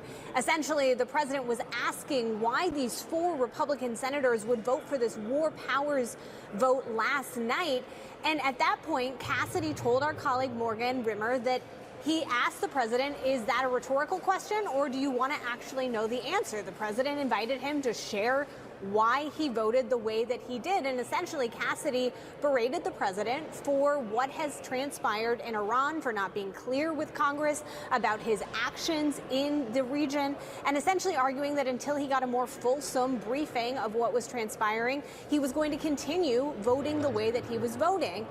Cassidy said that the president was raising his voice, and in response, he continued to raise his. He said he lost his temper, that he's not necessarily proud of that fact, but he joked it was the Irish in him.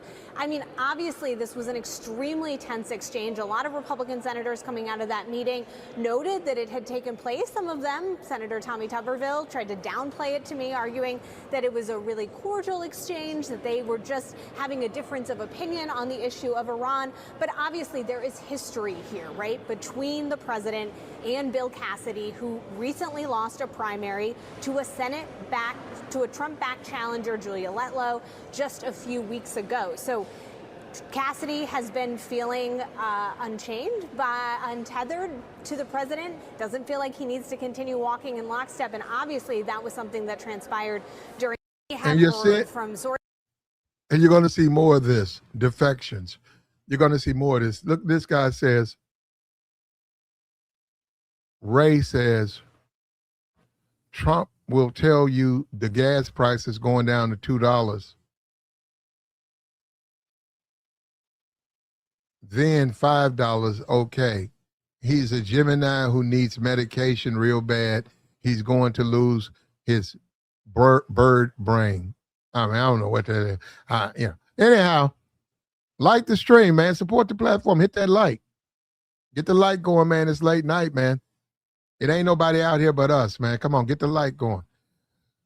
What we doing, man? Hold up. We're ahead, though. Look, if you listen to this channel, we up to date now, man. This is the newest, latest. This just came out this morning.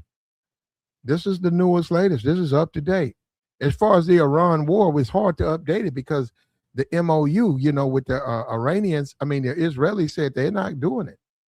And they're trying to get them to agree. So we'll figure that out. We'll see how that plays out. Remember, it's $2 billion a day, though. Remember that.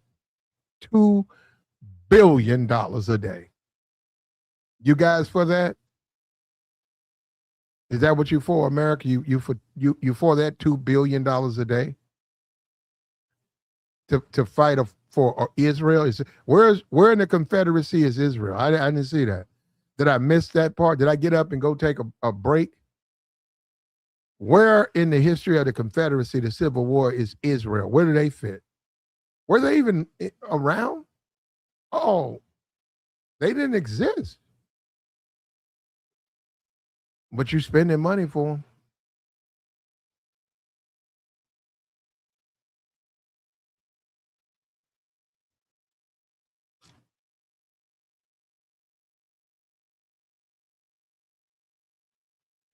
You spend in a bag.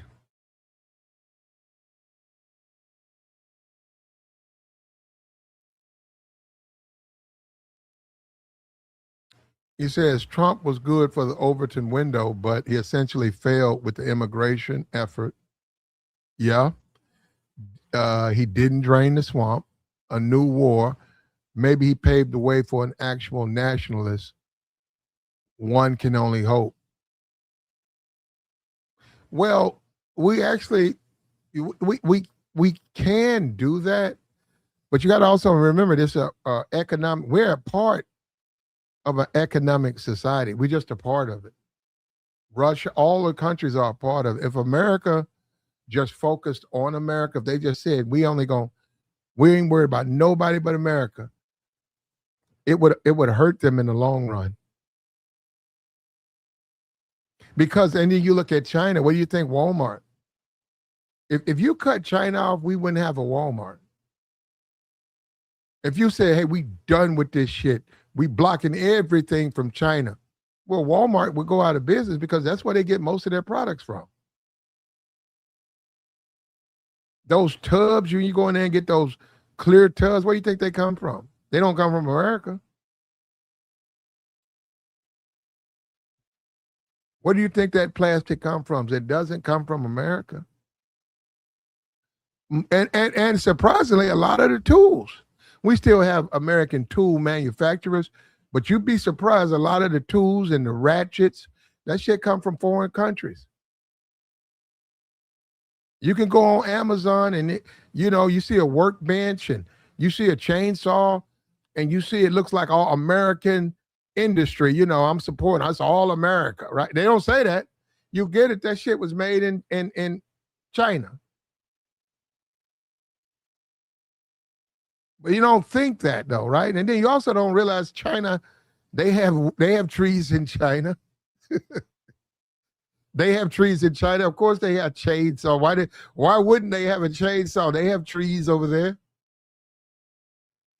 And it's 1.5 billion people. Just think about it. America's only got 300 million. How about this 350 million? There's 350 American citizens. There's 1.5 billion in China.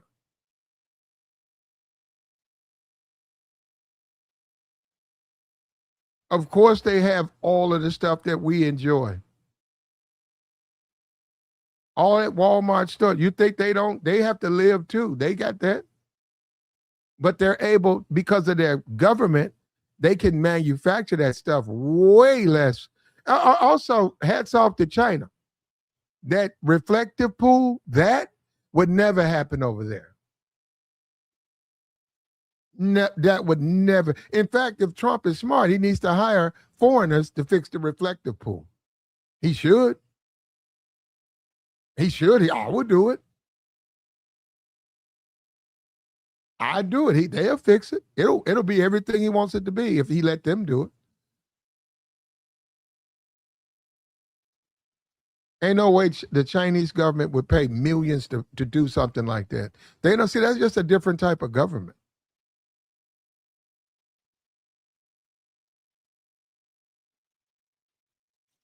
Mm-hmm. Thank you. Look at that. He said, look at that. Tell us to MAGA. American flags made in China. These guys running around talking about America first with a American flag that's made in China. DeWalt. It's a DeWalt. Yeah, DeWalt tools. Yep. I got a grass clipper. When you gotta get those little things in the you know what I'm talking about. What is that? Edger. I got an edger. It's a DeWalt. The batteries are DeWalt out of China. And I seen that. I seen a lot of these MAGA people brag on their guns. A lot of their guns made in China. They're running around here with a flag made in China, a pistol made in China, a chainsaw made in China, and they think that they're quote unquote America first. They really do. No, I'm serious. They actually think that. You're looking at them saying, you looking at them saying, bro, you got to be tripping, right, bro? How you gonna say you America first when all your money go to China? And they won't tell you, I didn't know the chainsaw. It's a chainsaw. You say, don't you know that chainsaws are made in China? It's a chainsaw.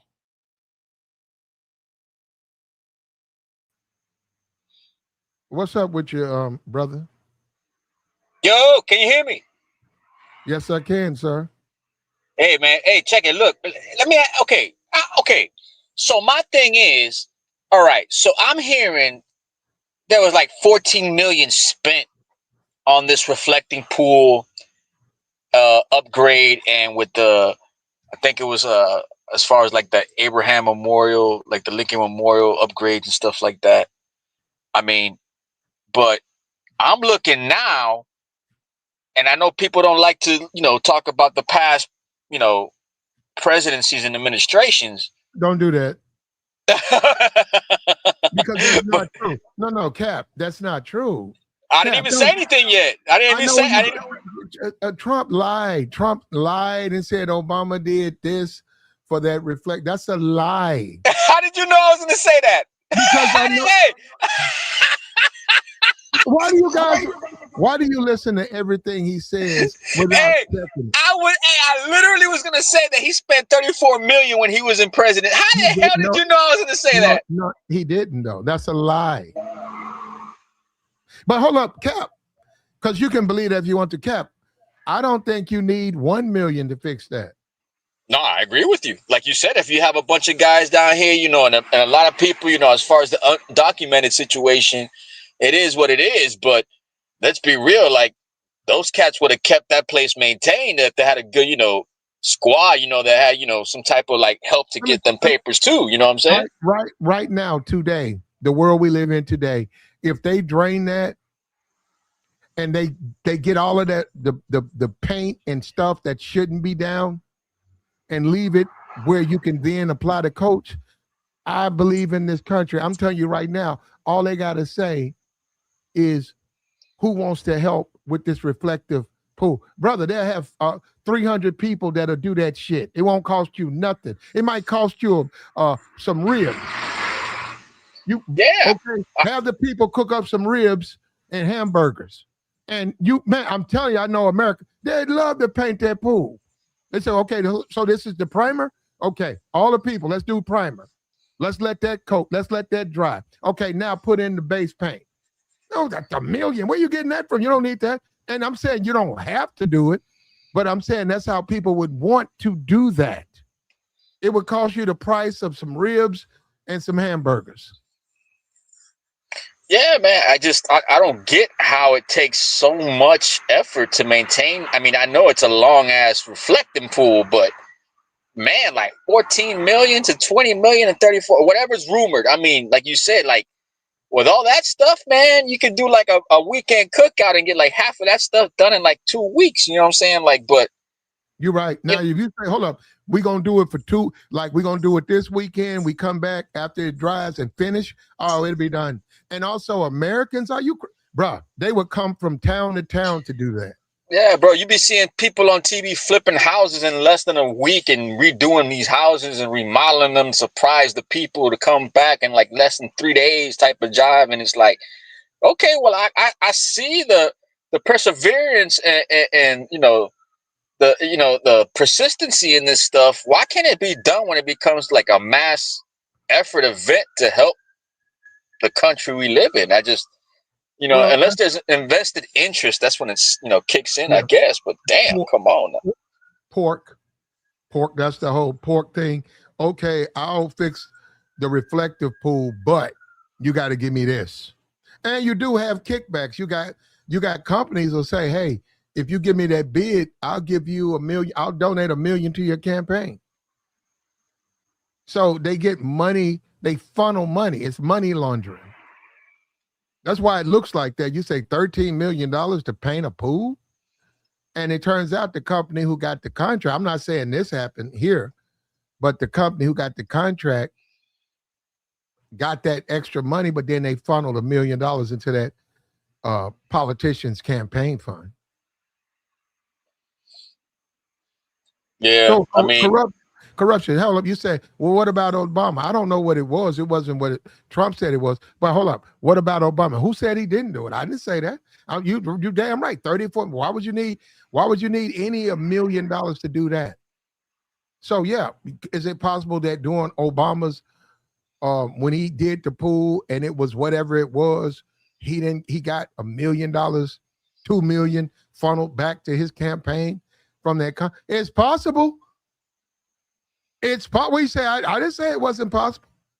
They do stuff like that, though. That's what I'm saying. Yeah, it's possible. Yeah, we won't know. But I mean, like at the end of the day, if we're like insinuating or saying allegedly on this type of situation, like what makes you think it didn't happen before when the fraud was really bad? Like both things can be true. Yeah, he said Medicaid fraud. I've seen that. I had a family member in an assisted living center. I seen those lab coats. I seen those doctors, 4 of them coming up there. All those older people living in those houses and living in those rooms. I seen them guys, and the guy, when I came downstairs, the guy who was a manager there, I was talking to him. I had developed a relationship with him from coming over there. I talked to him. He said, yeah, man. He said, you see them doctors? I said, yeah. He said, man, they get $500 a visit. I said, huh? He said, all they got to do is knock on the door, man. He said, all you got to do is knock on the door. Hey, how you doing, Miss Lily? You doing okay? Let me take this stethoscope. Let me check your vitals. Okay. Yeah, that is like the one thing down here that happened during COVID that it became so apparent, and I'm glad they cracked down on it, man. Is because these guys wouldn't want to see people, but they would charge you via teledoc and say, "Oh no, you need MRIs," and everything was MRIs on top of MRIs, and it's like, I mean, if you can't know what's going on through an MRI or a CAT scan after the second or third attempt, then you know there's something involved as far as like fraud, because ain't no way in hell you're going to be doing 13 MRIs in less than 6 months. Yeah, so I'm saying, I'm not a doctor. You got to understand, I'm not a doctor. But I was like, damn, so you put on a lab coat and all you got to do is knock on Miss Linda's door and spend 5 minutes with Miss Linda.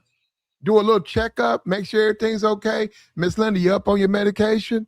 How you feel today? Okay, Miss Linda, I'll see you next week. Bam, in charge Medicare, 500. And what, hold up, these guys were doing this before they went and played golf. This wasn't even a job. This was, hey, Saturday from 8 to 12, we go into this center, this building, and we checking all these people. Then at 12, I'll see you on the golf course. And just that morning, I made $10,000. That ain't even my business. I made $10,000. Yeah, so yeah. There's money to be made out there, man. It's money to be made. People are making money. When you start talking about some EBT and some food stamper, that ain't really where the money is. That money is up there. You got to go up that ladder and deal with that. And there's all types of that. Like we see the guys at the grocery stores committing fraud because they have a food stamp authorization, and it turns out they're taking the money in and acting like they're selling product when they're really just laundering the money. Yeah, they don't do that no more. They used to do it down here a lot. They stopped that. They stopped it around COVID. So what do you think about this guy calling out Trump? That's what I wanted to come on here, because I've been on these political platforms the past couple of weeks. It's been kind of like it's been crazy. But this today, I seen that the housing market situation with the holding up the bill not getting passed from the SAVE Act and all that stuff. But this, no, I didn't. What's this about? Hold up, I'll let you listen. Let me see. Do we have it? Yeah, right here. Right here. We got thick skin. We got the pretty lady up here. Hold up. You know them interns, all those congressional aides? Yeah. They be running around those congressional halls. Look at this. Look at that. The pretty little thing right there. I don't know who that is. I'm just saying. Probably a congressional aide, and she's being a congressional aide. So they're talking to Bill Cassidy. He called Trump out. Here we go. Fair use right here. The president was wondering why people would vote for the War Powers Act. I asked him if that would be a rhetorical question or a real question. He said real. And so as we begin to speak, the president didn't want to hear my question, interrupted me. I didn't care to be interrupted. I felt like I was trying to get answers for the American people. And I'm not going to be bullied when I'm trying to get answers for the American people. And so it escalated from there. At some point, it de-escalated. We're told the president called you a lunatic? Can I imagine that the president called me things that would be said on a playground? Yeah, I can imagine that. Does it bother you that he went after Leader McConnell, who wasn't here to defend himself? If there's somebody I know. Look at that pretty lady. Look. Okay, Now look at it. Look at this guy right here. This is a Republican. Already they were in the chat calling him a rhino, calling him a liberal. This man's a sitting Republican senator from Louisiana.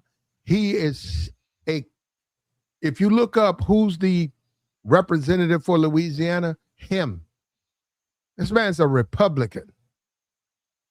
But because he won't kiss Trump, he won't kiss the ring, he's a liberal. How you feel about that, brother? I mean, but what did he say though? I'm still trying to figure out what he said. Right here. You didn't hear? He said he had to No. put Trump. He said he put Trump ass in. He said he put Trump in his pocket. Yeah, but what happened? What were they beefing about? American people. He was defending the American people. Trump was coming in with his usual BS, and he called Trump out on the war, on the Iranian war, and what it's doing to our country and what it's doing to the poor. And Trump got mad, and Trump, you know, he tried that. It didn't work with him this time. This time he stood up to Trump. And not only that, he leaked it. Not only did he stand up to Trump, you got to understand, he leaked this to the press. And now that it's in the press, they're going to ask Trump about it. Benjamin Netanyahu see this. Benjamin Netanyahu saying, Trump, I thought you was Godfather. Look like this dude sunned you. Benjamin going to call him, say, yo, Trump, they bitching you up out there. You damn right I'm not going to stop this war. You can't handle a Louisiana senator. How you going to handle us? This is Israel. That's bad for Trump, man. This is terrible for Trump. At some point, it de-escalated. We're told the president called you a lunatic? Can I imagine that the president called me things that would be said on a playground? Yeah, I can imagine that. Does it bother you that he went after Leader McConnell, who wasn't here to defend himself? If there's somebody I know who's got thick skin, it's Leader McConnell. And I mean, do you believe that this is the way the president should be conducting himself in a meeting with colleagues? I'll let the president's actions speak for themselves.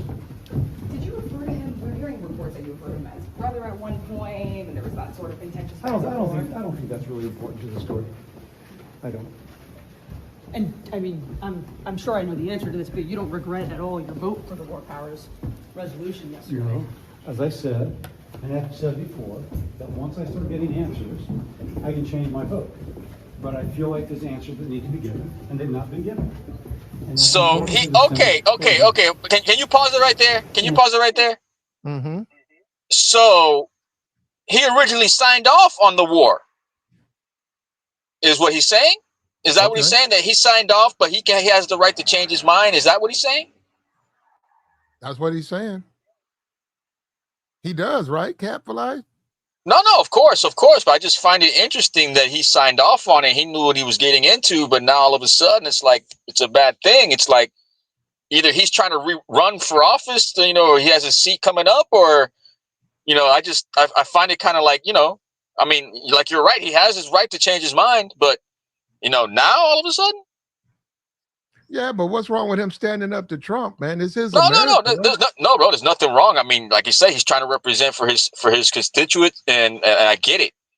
But the timing don't seem a little bit off or odd to do it now, as opposed to like when the House was trying to pass the bill, or you know, when people were, you know, getting the okay. Like, I mean, or was his voice at the time the same? Because from what I'm hearing, it wasn't.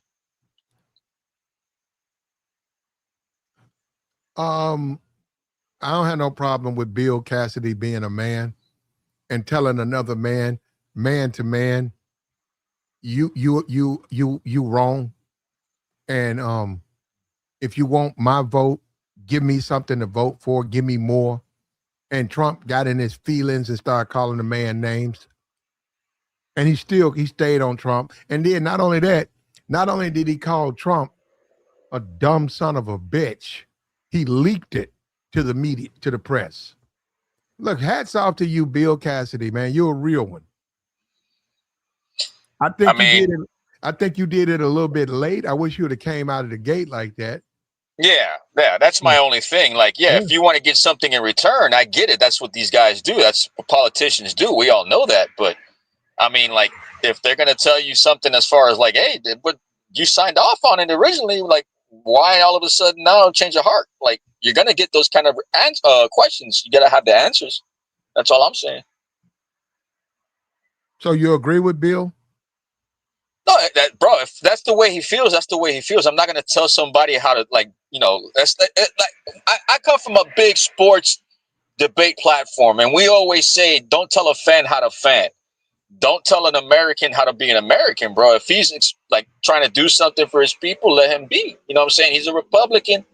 At the end of the day, he's the same as Trump. They got to get along. I mean, if he doesn't, then if it doesn't, it pretty much puts in a situation where Trump already knows who he really is, and that's not, if he's looking for a vote or for a handout, it's not really helping his case. But yeah, he can speak up. He can. It's just the price comes with that, though. Okay, so hey, Cap, this is America. Like, forget Trump, right? Let's forget Trump. Yeah. When we go outside, right? This is still America, right? My country, tears of thee. Yeah. Land where my father died. Sweet land of paradise. There you go.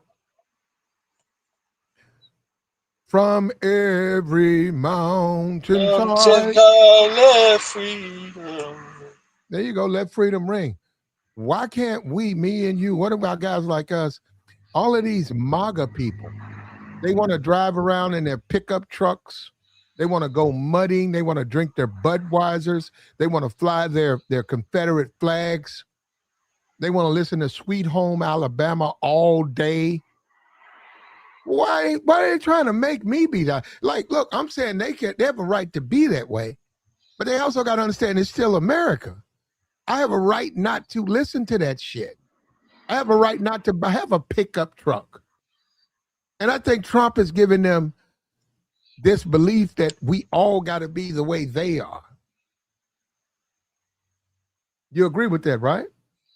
Oh, yeah. I mean, this country was based upon different, ideologies and ideas. As far as, humanitarian is the one thing that makes us go, bro. Like, what's right is right and what's wrong is wrong. Like I've always said, bro, like helping people is the main thing that makes this world go round, bro. So you're a liberal? I'm Puerto Rican. Meaning, what does that mean? You can't be a liberal? I mean, I keep hearing liberal. This week, man, I've heard the word socialism and socialist so much. I mean, what the hell is socialism? What the hell is liberal?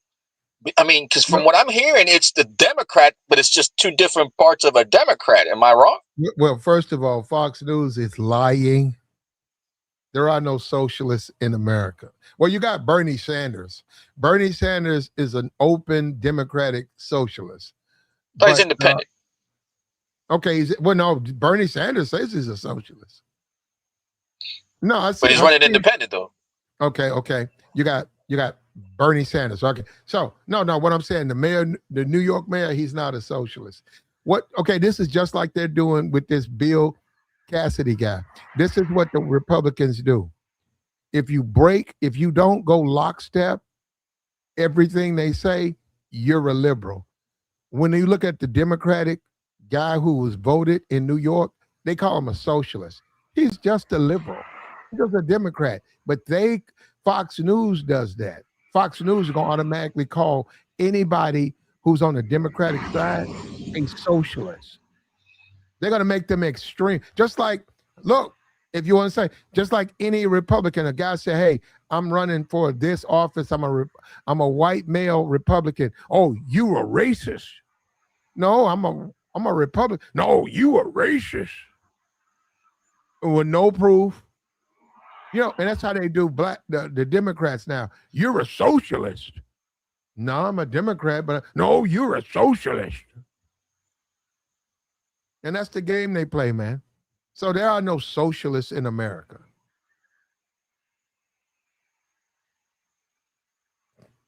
But that still doesn't answer. I mean, I keep asking people the same thing, but they never really know what the hell it is. Like right now, it's not really answering what's a socialist. That's the game. You're right. They don't know what it is, and they know that. When you say Karl Marx, right? Marxism. How many people know that? What's that? Karl Marx. What is that? A bearded Marxist. Oh. A lot of this is college stuff, man. You go through this doing your early stages of adulthood, you get into politics, you get into Mao, Chairman Mao with China, Communist Mao. And look at China now, Mao Zedong. And see, they don't understand that the people in the chat don't know. I'm a big fan of Chairman Mao. That's that dude that's on the t-shirts, right? Well, he's on more than a t-shirt. I like Chairman Mao. Go read Chairman Mao and what he did to China. He saved China, bro. Chairman Mao did not play, bro. When Mao took over in China, he took over. Mao said these drugs are destroying us. Mao said death penalty. Mao gave them 30 days to get off the drugs. After that, Mao sent his troops out. If they caught you if they caught you with the opium pipe, they marched you out and put one through your head. And people say, Mao, you could talk about Mao you want to. They said Mao saved China. Mao said we got too many flies. Mao said I need a quota. Mao said I need a quota of 25 flies from every citizen. Every citizen is going to take 25 flies. And if they don't turn them in, one through the head. Chairman Mao. Yeah, Mao See, now look. play, bro. Mao didn't play. He cleaned China up. Mao that's the one thing that we, don't want to say it, but that's what we need down here, man. Like, I don't want to say ethnic cleansing. We just need to clean up, man. Just housekeeping. That's it. But we have a constitution. Mao doesn't have a constitution.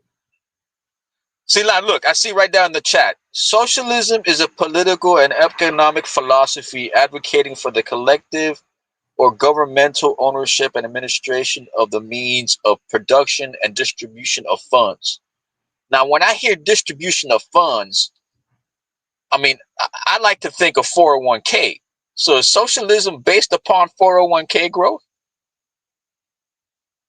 Well, I don't know about 401k, but Social Security is sort of a socialism where you pay into something that you want the generation behind you to sustain so that you can benefit from it. So you're not working, but you're receiving benefit that the youth is working for. So, and when he says advocating for the government, well, that's not capitalist. So the government comes in like the NBA.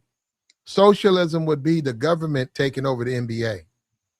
So the NBA actually is not owned by individual owners. It's owned by the United States government. And then whoever the United States government props up. If they say, Platinum, we want you to take over the Dallas Cowboys, here you go. And then they said, we're going to pay you $3 million a year to be the CEO of the Dallas Cowboys, but we actually own the team. That's socialism. No, there are not any socialists in America. But Fox News knows key words to say because they know that their audience is brainwashed. They know their audience is racist. So it's like the key words are like undocumented, socialism. What else? Undocumented. Well, fraud. Okay. I agree with undocumented people in America need to be sent back. Let's start with Nicki Minaj. What are we waiting on? I'm a black man.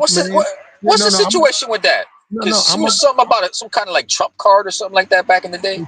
She don't have. They don't even have that. Congress got to pass that. That hasn't been approved, and they don't have that.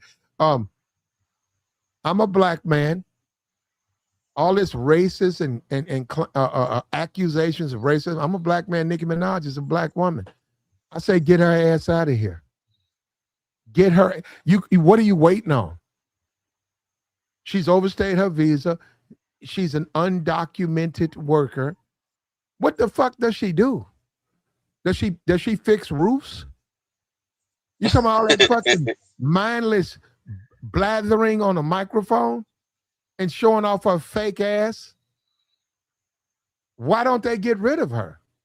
See, that's why a lot of people can challenge Trump. Is Trump even really serious about immigration? Nicki Minaj sitting around there. She should not be in America. If you are serious about illegal immigration, Nikki's got to go. But you saw her, she talked to Trump. She was at a function. She left. Nobody bothered her. ICE wasn't bothering her at all.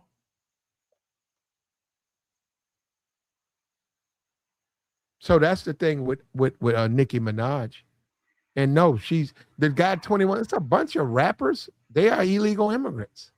I think 21 Savage, a lot of those guys. It's British, no?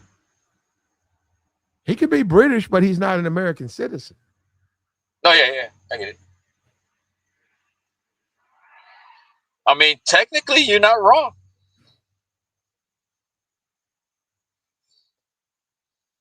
He said Chairman Yao, but not Harriet Tubman. Well, Harriet was forced. You know what, bro? If you can't figure that one out, I can't help you. Harriet Tubman allegedly would free slaves. Many of these people couldn't read, write. All they knew was a plantation. Some of those people would think twice and say they want to go back to the plantation. Right there. There is beliefs that Harriet would pull out a weapon and delete those people because he felt like if they don't want to be free, I'll take their lives. I said we got to say that's wrong. Now he said Chairman Mao. Chairman Mao warned China. He was in charge. He said opium is destroying our society. I give you 30 days to clean yourself up. He warned them. When he sent his troops out and they went into the little stores and stuff, if they saw opium, they took those people out in front of the people and took their lives. That's different. You can't even compare the same thing. Chairman Mao, bro. He's okay. How about that? Maybe I over-exaggerate. Hey, all right. Mao Zedong, Mao, Chairman Mao. Communist. Hardcore communist. Dictator. Yeah, he was, but look at China now. Look at China. They're efficient. They got a lot they really have they need about 500,000 people. China needs to get rid of about 500,000 people. Yeah, population control. They do, and they can't. But they're not going to. But that's the whole thing. You can, just like a man can have too many kids, and he's a good man and she's a good woman, but they got 10 kids, and they can't afford to take care of them the way they want to, because they got too many. So they got to partial off 3 of them went to their aunt's house and their grandmama's house. Why? Not because they're bad, but because if they can get 5 kids away from them, they can feed the ones they have and take care of the ones. Yeah, it's just China just has too many people. India has too many people. And we struggle with morality, right? Because we're not the type of country to put people to death. So we struggle with morality. So these societies are strained. Can they even maintain that? Now, America's not even that older country. It's only, 400 years? Yeah, something like that. Yes, it's not even that older country. So China's thousands of years.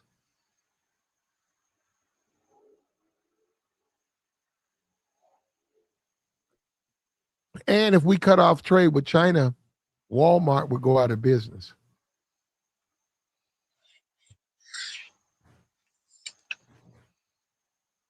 Walmart would go bankrupt. Sam Walton would have to close down all those stores. I heard he closed down a couple stores already. Well, he's always closing down stores. There are locations your location can become you can look at the books, you not turning a profit. You have a certain standard. You say we need to make 10% a year off our inventory minus our overhead, our cost. And they look at this location in West Virginia and they say, well, We lost 2%. We lost 2%. You can say then, okay, we got to get rid of that store because we're not making any money off that store. So let's shut it down, fire everybody who's working there, and then we can take the inventory and send it out to our other stores. That's business, man. That's business. So if you have high theft shuts the store down. If you got employees, they selling everything out the back, well, they're gonna lose their jobs because and Walmart has insurance. So Walmart don't even care. You could say, okay, I work in the back. All these TVs, man, they got 200, 100-inch TVs. We already got it set up with the dude on the truck. We're gonna put them on there and we're gonna sell them in the hood. Well, that's a loss. So the company writes that up as a loss. And next thing you know, they're closing the store down. And next thing you know, you're walking around the community, you ain't got no job now. Because you was a stupid fool and you cost your company a job. And that's how it works, man. It's really just that simple. It's just that simple. You got Benjamin Netanyahu. What you think about that? He told Trump he ain't stopped. He's going to stay in Lebanon. Bro, from what I'm hearing, man, there's people above him that if you think this guy is bad, the people above him are even worse, bro. Like they're starting to show his cabinet, bro. Like they just don't give a fuck, bro. Like they want to keep going past Lebanon, bro. Like they want to do the third temple type of deal. Like they're going all the way, bro. And the problem is, and this is the one thing that I've been having riffs with, that it's starting to become an issue with Trump, is like, you can't let these guys punk you, bro. And right now it's looking more and more like every time we do a peace deal or we try to do something to benefit the Middle East, these guys fuck it up. And it's like, you can't stay quiet any longer if you're starting to see it's becoming very, very noticeable throughout the world and globally throughout the media. It's like, how many excuses are we going to make here, man? If we start to say, hey, stop, like if we're going to do something and we're going to prevail to have peace, you got to stop. And it's not stopping. So it's just, you're starting to see that the people above Netanyahu are like, yeah, we're not going to stop. And it's like, okay, so then what's the game plan here? You know what I'm saying? Like, somebody has to stop. And right now, I think Netanyahu, he's either looking for a pardon or he's looking, to get replaced, one or the other. A pardon from who? Trump from whoever. Not from Trump, from his cabinet. Oh, okay. He gonna get one. It wouldn't matter if he got one from Trump. That wouldn't save him. Yeah, no. I mean, at this point right now, yeah, you're starting to see right now that this guy's trying to save his ass too. Just not just. It's they got to do something over there, man. Lebanon right now is don't deserve that shit. When I was a kid, I had an uncle, and he warned me of the dangers of being a radical. He warned me about that, and he says it's very dangerous to become a radical. He said you'd want to be careful with that. Yeah, that's the one thing too, man, on the internet. That's why I don't take things lightly on the internet, man, and I don't sway one way. I stay open-minded because you can get radicalized real quick on these things too. Like cyber warfare is real. Yeah. And when you become a radical, it's the people you fellowship with. All of a sudden, that's a whole different group of people. You can fellowship. You can go to a church, first denomination Baptist. You can grow up with you and your mom, your grandma, and y'all worship the Lord, and they preach from the Bible, and it's a wonderful thing. But then you can move and get another job, and you can see a new church, First Dominion Baptist, and they're radical. When you go in there, they're radical. And all of a sudden, the people around you are radical. And they're telling you, the Lord ordained us to do this. You're like, to do what? And it's all types of radical shit. And you saying, wait a minute, you talking about taking somebody's life. Well, it's the God's way. I said, what? Wait a minute, wait a minute. Well, I don't believe in that. Well, radical. They're radicals. Trump's a radical. Trump Yeah, is man. a radical American. Now, remember, he's a billionaire in his 80s, yet he still wants to do this. He's a radical, bro. It's more to it than that. It's not even about money with him. It ain't about women. It ain't about these pleasures that a man can engage in. It's more to it than that. This is about hurting people. And this is what he gets from hurting people. So do you think that he's just getting payback for everything that's happened to him and all the stuff that's happened with what's happened to him? Like the pew pew attempts and all the stuff with the What families? they gotta do? Hold on. Those people, assassins? What they got to do with anybody? That's just people in America. They just, they're bad people.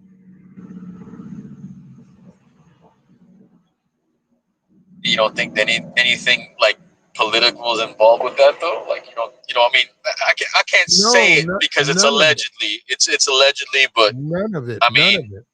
Who's going to go to jail for 30 years over some politician? Are you going to do that, Cap?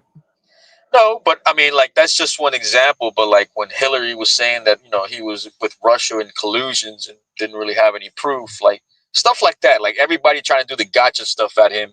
You don't think he's going to try to go back at those type of people that were going at him with those accusations? I think he is going to do it, but I don't believe any of that happened. But I do think he's going to dredge it up. Yeah, like the mugshot stuff. The people that all that stuff. Like you get what I'm saying? Like you don't think like one thing leads to another. Like as far as like stuff with New York and like it's just California needs help too. But California is like going at him too. I think Trump, he was accused of a lot of crimes, and I think Trump did those crimes. I think Trump is lying when he says he's under persecution and the government's coming. Those are just lies. Trump did those things. Trump, that woman, that Jean woman that he's accused of taking her in a dressing room, Trump was found guilty of that. You can try to make about 34 counts or something like that. Yeah, they said Trump, a woman said that she was whatever. I don't know Trump business. They said she said Trump forced her into a dressing room and violated her. And the jury said Trump was guilty for that. I don't think that is the Democrats trying to get some revenge on Trump. I think that's Trump. No woman can a woman accuse you of that, Cap? Can a woman say that 10 years ago you forced her into a dressing room and violated her? Hell no. Well, but they did to Trump.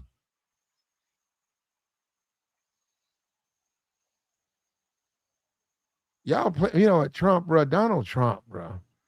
Well, I give him credit, though. A billionaire convinced Budweiser, big truck driving, mutter white folks that he's one of them. So I give him that. He did it. He did it, man. You don't think like Banyan helped him and all that stuff too? Okay, Banyan helped him.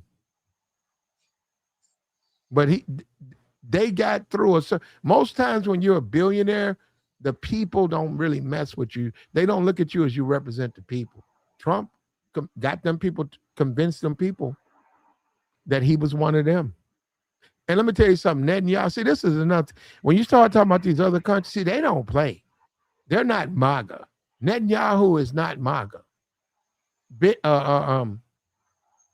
Vladimir Putin, he's not MAGA. They don't look at Trump like you guys do.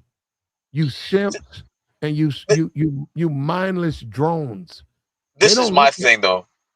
This is my thing. I feel like I don't think it was more of a radicalization when January 6th happened, when the Capitol situation happened. I think it was more of like the American people fed up of like the undocumented swarm that came in of 5 million and a lot of people not getting funded, but a lot of those undocumented and a lot of those were getting, free 5-star housing while like military veterans watched from afar. Yeah, I don't know about 5-star. I mean, but you get my point. Like, if you're getting a hotel housing and you're just coming into this country and you're not you're not documented. But you're putting that on one party. That's both of them. No, I get that, but I mean, like, the look is not good, especially when it's happening that's under both Biden's parties. watch. But all of that is both parties. That's not one party. I get it, but like, you have to understand too, like, all this stuff happened, and then all of a sudden it's like, January 6th is happening. It's like, why are all these people pissed off? Don't you think they have a reason to be pissed off? And no, it's like, I mean, something happened. Something happened. You agree? Do you think that they just got radicalized just to get radicalized? No. You agree with January 6th?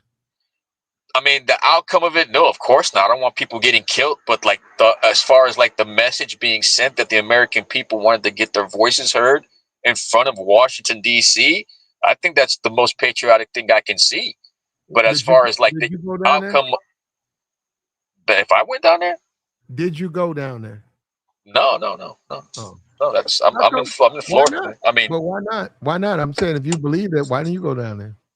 Because I was fortunate. I wasn't, I was employed, and all those people, for the most part, were not employed, and they were trying to like voice their opinions of not getting employed too. So it's like, I get where they're coming from. Like, hey, man, you guys are like, this is the beef that I was having when I first met you. And I was like, for my job, I can get replaced by somebody making half what I'm making. It's like, that was the outcome that happened from a lot of these people that were up there in January 6th. Like, they were getting canceled out just to get replaced 2 for 1. It's like, they knew their worth, and they getting paid for it, but they were getting shortchanged. A lot of people were having those complaints. So, I mean, that outcome was like, for me, a group effort of people trying to say, hey, enough is enough. And that happened during the swarm and all those caravans of, undocumented coming past the border without any hesitation. Like, that did happen. That was a thing. There were $10,000 debit cards getting loophole passed to give to undocumented. And, a lot of these squatting laws had a lot of these people taking homes from a lot of people. And it's just like, these things happen. They just weren't made up. It wasn't imaginary. So I can understand why that happened in that sense. But no, I wasn't in favor of people getting killed on January 6th. No way. What about the lady? I think Ashley or something, the woman who got shot. What about her? That's correct. Yeah, exactly. That shouldn't have gotten to that point where you had people. It just shouldn't have got to that point where people were hiding. Are you serious? Hold on, wait a minute. You break through a window, and you have the United States Congress. They are being secured, and you're told not to come into this space. You jump through the window, and you get your ass shot. That's the government. They're responsible. What are they supposed to do? No, I said I agree with you. Like, that's going, a little bit overboard. That shouldn't have happened at all. I'm not in favor of that at all. But I mean, the message was being sent to the people in the house. Like, something is not right. She shouldn't have jumped through the window. That's what you're saying. No, I'm saying nothing. Like, anything that happened where you tell law enforcement, hey, we're going in here without you liking it or not, that's different. That's where everything crossed the line there. That's where I agree with you. That shouldn't have happened. But I mean, the message was trying to be sent somehow, and it was getting ignored. What shouldn't have happened is her going through the window, not her being shot. Her going through the window shouldn't have happened. Yeah, of course. But like I'm saying, like, none of that should have happened at all. Like, to the point where it got. That's my main point. Like, I'm with you on that. Why go down there? Why you go to the White House and raid the White House? Why would I go to the White House? That's what I'm trying to tell you. Why is it that nobody's trying to like figure out that message? Like, they just didn't go over there just to go over there. That's what I'm trying to tell you. They did. That's the only reason they went there. So they went over there just to go over there. Like, they didn't have a reason why they were going over there. They just wanted to go over there just to protest and start shit. No, I don't think so. Okay. The people who went on January 6th were a bunch of fucking thugs, troublemakers. They would do the same thing to a Walmart in their community. They didn't So do you're saying they were antagonizers? That's what you're saying? nothing was noble, prestigious about what they did. These are the same people. When you see those teen takeovers, you know how you see those teens go in those stores and they loot the store and they run out? That's the same thing that J6ers did. So you're saying they're Antifa? I didn't say they were Antifa. I'm saying they did the same thing that you see these teen takeovers. When you see No, I get what you're saying, but that's like the equivalent of Antifa, and Antifa is considered a terrorist organization now, from what I understand. First of all, Antifasa. Yeah, whatever they're called. Antifada, anti-fascist, right? There are That's people. what it's short for? Oh, yeah. There are people who do bad in their name, but that group is not terrorists. That is Fox News. See, those are lies. That's some more Fox News. If me and three dudes go downtown and we cross the street and the light is green, the light is red, we cross the street, we are Antifada. Oh, those Antifada guys, you're Antifada. How? Why? How? Because we say you are. Yeah, this is bullshit, man.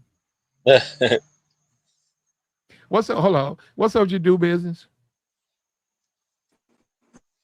What's good with y'all, man? Just checking out the show. Yo, Ain't It it was good about with time? Ain't it about time somebody called Trump out on his BS? yeah.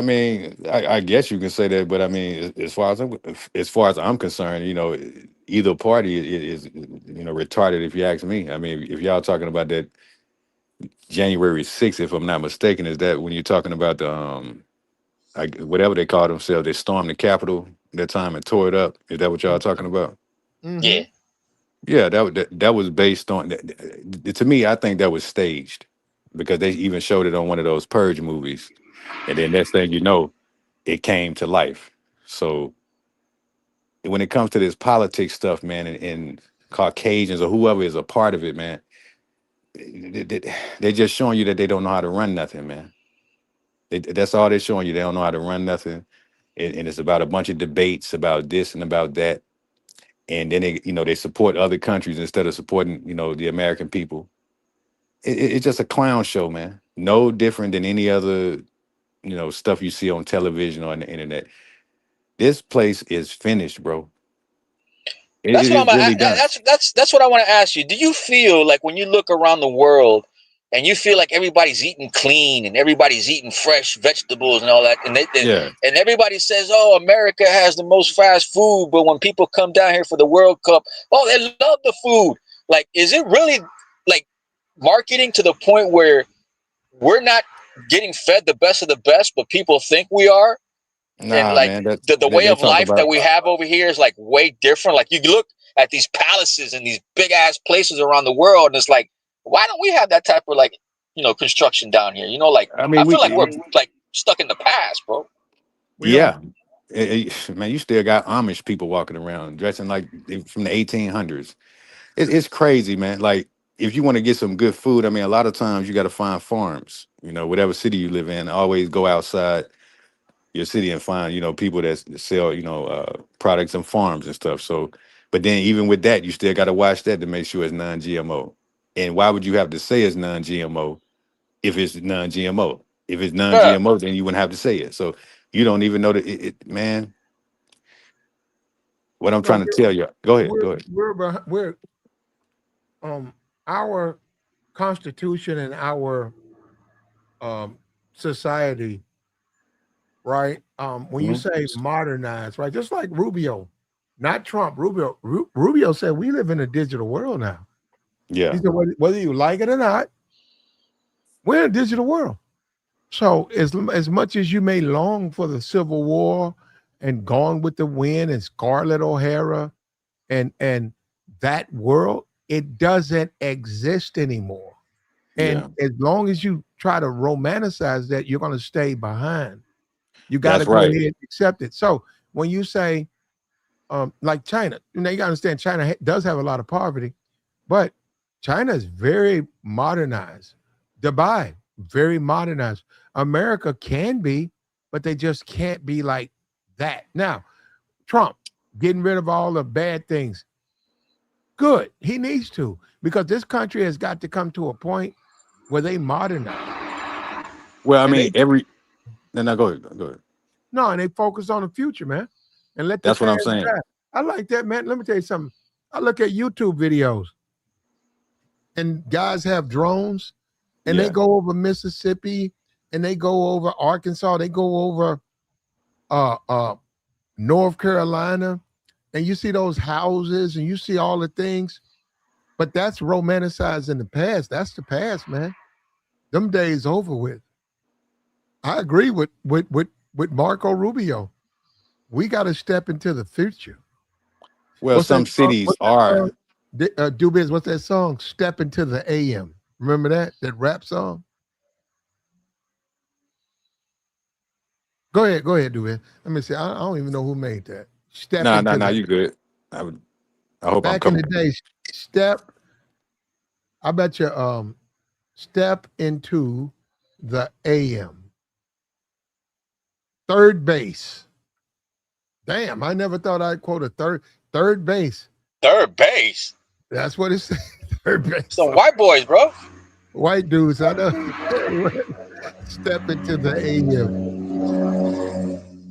What do you know, huh? Yeah, but Cap, and you're Puerto Rican. I mean, I don't even know what I to heard. say.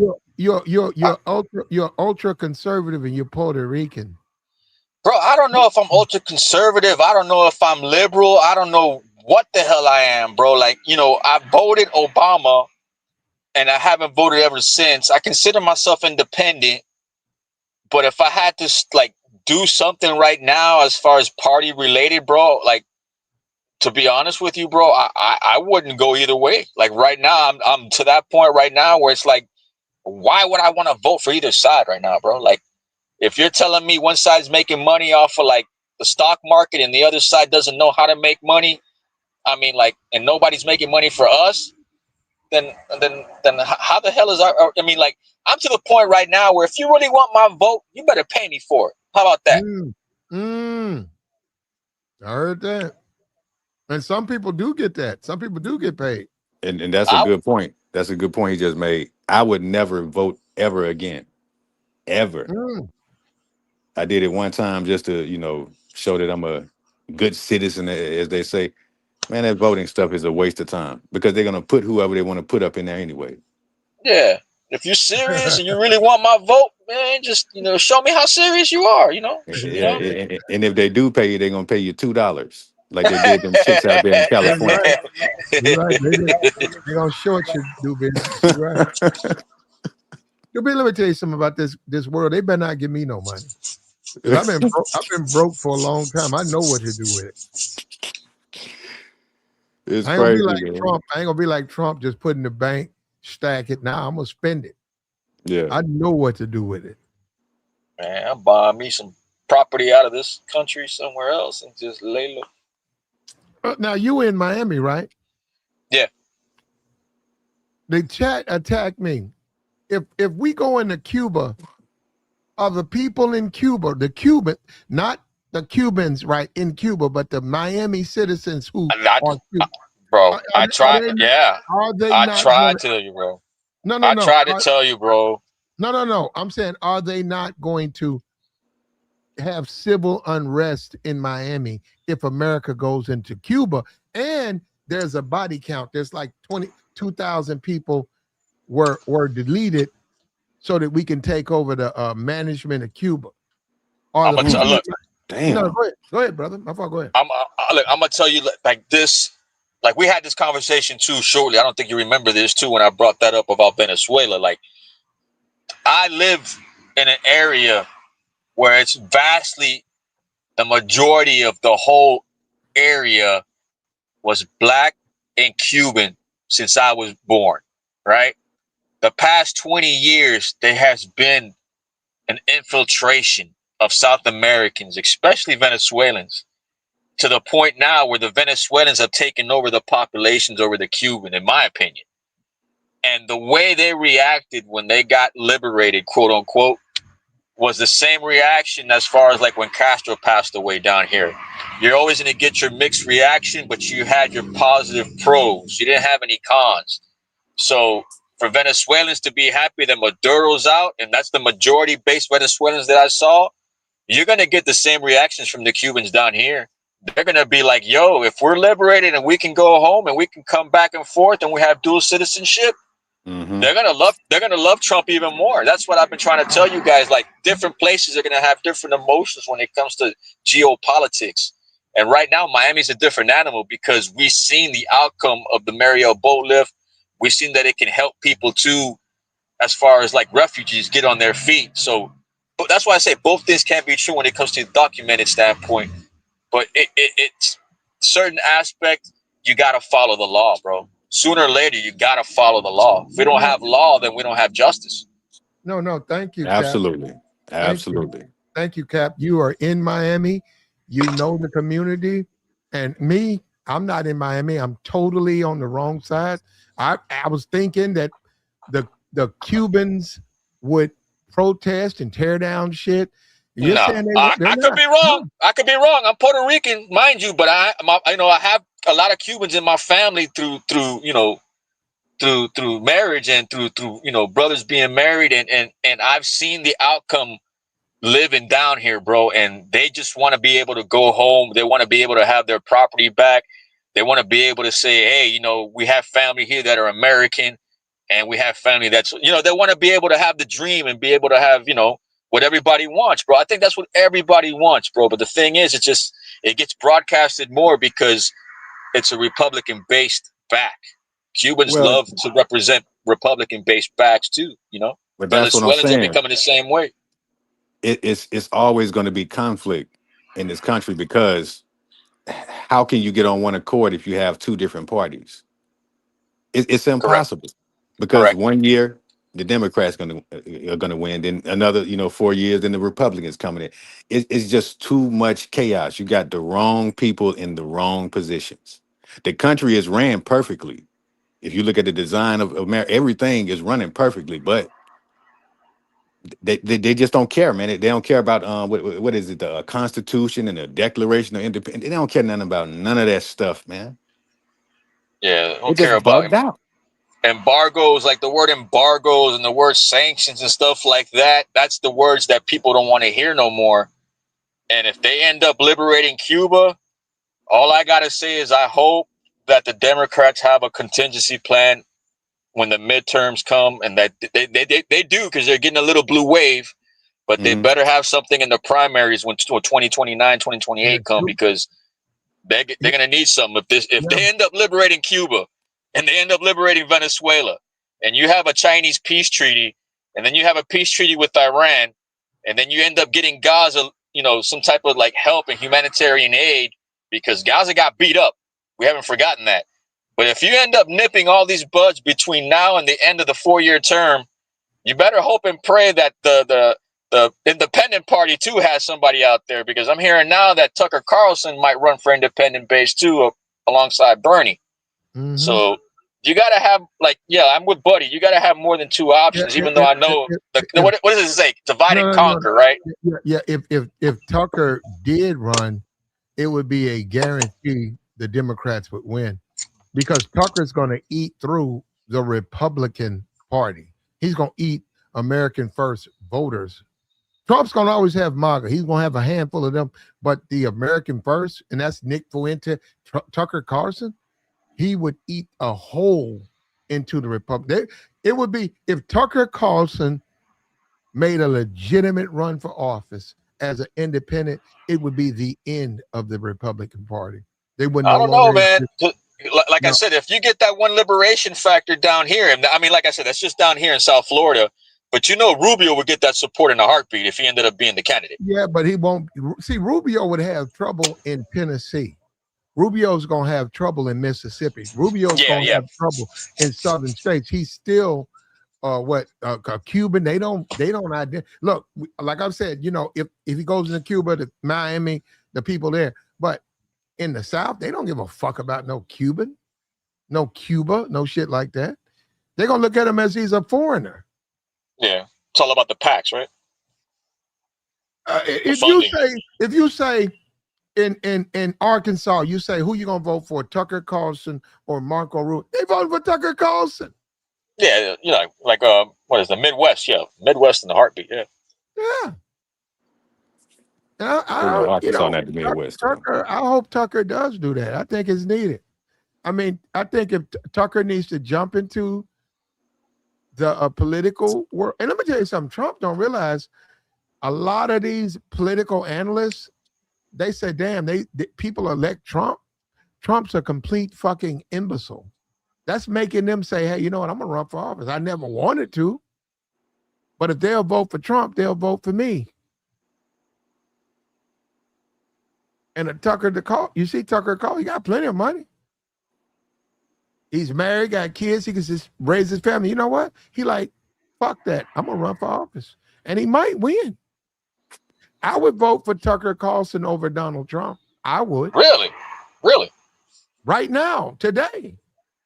So what is he going to do, Platinum? Hold on. I don't even like Tucker Carlson, but he's better than Trump. I mean, I respect what you're saying, but I'm saying, well, what is he going to do? What is he going to do different? And is he a Democrat or Republican? He's not going to cave to Israel like Trump. Well, I mean, that's just business, though. So, I mean, you said, what is he going to do? He's not going to cave to Israel like Trump is doing. You're going to have to find some kind of way to negotiate because, like the brother said earlier, with sanctions, I mean, just think about how wicked that is. How can you cut someone off? That's what sanction mean. Who's going to do sanctions? That's my point. I'm just responding to what the dude said. Who's going to do the sanctions? You mean like Israel's going to sanction America? No. Israel don't have the power to do that. Okay. But America does. America will sanction certain countries off if they don't, comply to, whatever. Yeah. And that's the United Nations and all that kind of stuff. The American people collectively, black, white, or whatever, they want Israel sanctioned. You see what I'm saying? They don't want foreign aid to be given to Israel, so they don't even like Israel. That's my point, man. That's the only sanctions that haven't happened. No. And Tucker Carlson will stand up to him. Trump won't. Trump's going to kiss their ass because they want some oil or whatever. No. Trump. He got in bed with Benjamin Netanyahu. Benjamin Netanyahu stabbed him in the back. So he did that. And that's why this guy, Bill Cassidy, is in power. Because he see Benjamin don't have to listen to Trump. He said, I'm a fucking American senator. Why do I have to listen to Trump? Benjamin Netanyahu, the fucking leader of a foreign country, will tell Trump, F you? And I'm supposed to sit up here and let this guy talk to me like this? Hats off. Thank you, Bill.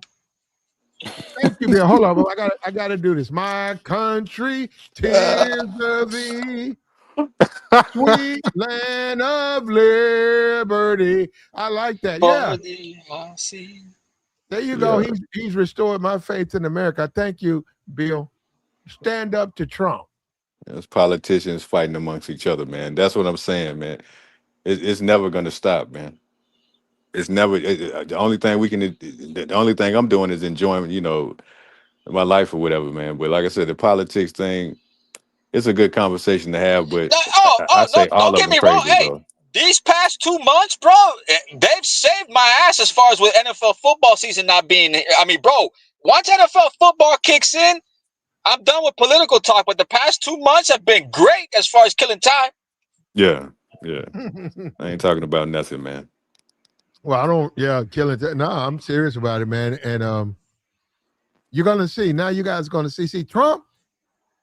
He's been being protected, but now, guess what? Trump's gonna have to reach out. Guess who he's going to reach out to? The Democratic Party. Bipartisan, yeah. Yeah. Guess what? He's got to reach out to some Democrats. And see, he's been running around without doing that. When he sees if he can get 15 Republican defections, he becomes irrelevant. So all of that stuff he's promising, he can't deliver. And hold up, did you see this right here? Look at this. Hold on, let me take this down. Look at that. $2 gas. Trump promised that 10% APR on all the credit cards. He's going to demand they can't charge you more than 10%. That ain't happened. Oh, man. $2 gas. That ain't happened. Where's my stimulus, man? Man, You're $2 right. gas platinum. Man, gas ain't been $2 since what, 1999? Like, But that's what Trump said it was going to be. Well, right now the oil barrel is at $69 to $70 a barrel. It was at almost 110 2 months ago. So he's looking to hit $2 by Christmas. But I mean, at this point right now, I don't know if it'll ever get that low, but I got you. and then I what mean, about diesel? Is that just for regular? No, it ain't gonna be no diesel. No That's what I'm. $2 diesel. Yeah, Man, that's ridiculous. And that's what I'm saying, dude. That's ridiculous. If somebody even came up to you and said they got $2 diesel, you probably wouldn't buy it because you said, man, that shit, something wrong with that shit. He said, ain't no such thing as $2. got to siphon that thing out of a truck. And that's the country we live in, though, man. I mean, that's crazy. But nah, $2 gas, man, all day. That's when you go. That's when you go travel. I'm gonna tell you something though, bro. If he does hit $2 gas by Christmas and we do get stimuluses, does that help the party? Well, where they going to the stimulus from? They don't have the money. They had to send all the tariff money back.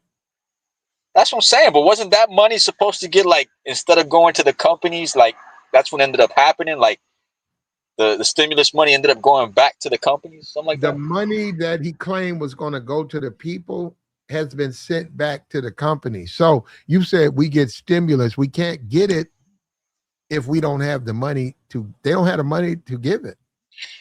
So my thing is, how are they trying to pass a bill to fund the Iraq war? I heard they're trying to fund it for like $30 billion if the war is over. Well, I don't know. I heard they're trying to like fund Ukraine too. And it's like, that's the third time they're trying to fund Ukraine. Well, before Trump, there's always been people who said Americans need to stay out of the business of other countries. We need all this spread democracy. We need to stop that. There are plenty of senators who said, because of the money, it was costing money. It was like, well, we can't afford to save this little small country from becoming communist because it's like the country's GNP is 700,000. We're spending 15 billion protecting it from falling to communism. And they're saying, well, we got to just let it fall to communism. That's up to them. But we can't protect every country that is being, and that's the Vietnam War. Well, no, look, I disagree to a certain extent because between the Vietnam War and now, our Air Force has become superior. And as of right now, if you're going to come to the point where, things have gotten to that extent with military based, I think people want us to play the world police. And if they want us to play the world police, the international foreign aid needs to come with that. Like, if we're going to take care of you, you got to take care of us, because we see NATO ain't going to step up to the plate when we need them. So that right there is sketchy. So we're going to need some extra incentives if we're going to play the world police. I think NATO will step up to the plate. Trump went into a war. He never consulted them. I think NATO is still NATO. They will support each other. But if you go out and then the war against Iran for no reason, Iran's not trying to do anything to Israel. Those are lies. Those are Israeli lies. And the people, you know what? And that's the thing. Because of social media, the people now are turning against Israel because they don't agree. They see the manipulation. And Trump is the one who's slow and behind the times.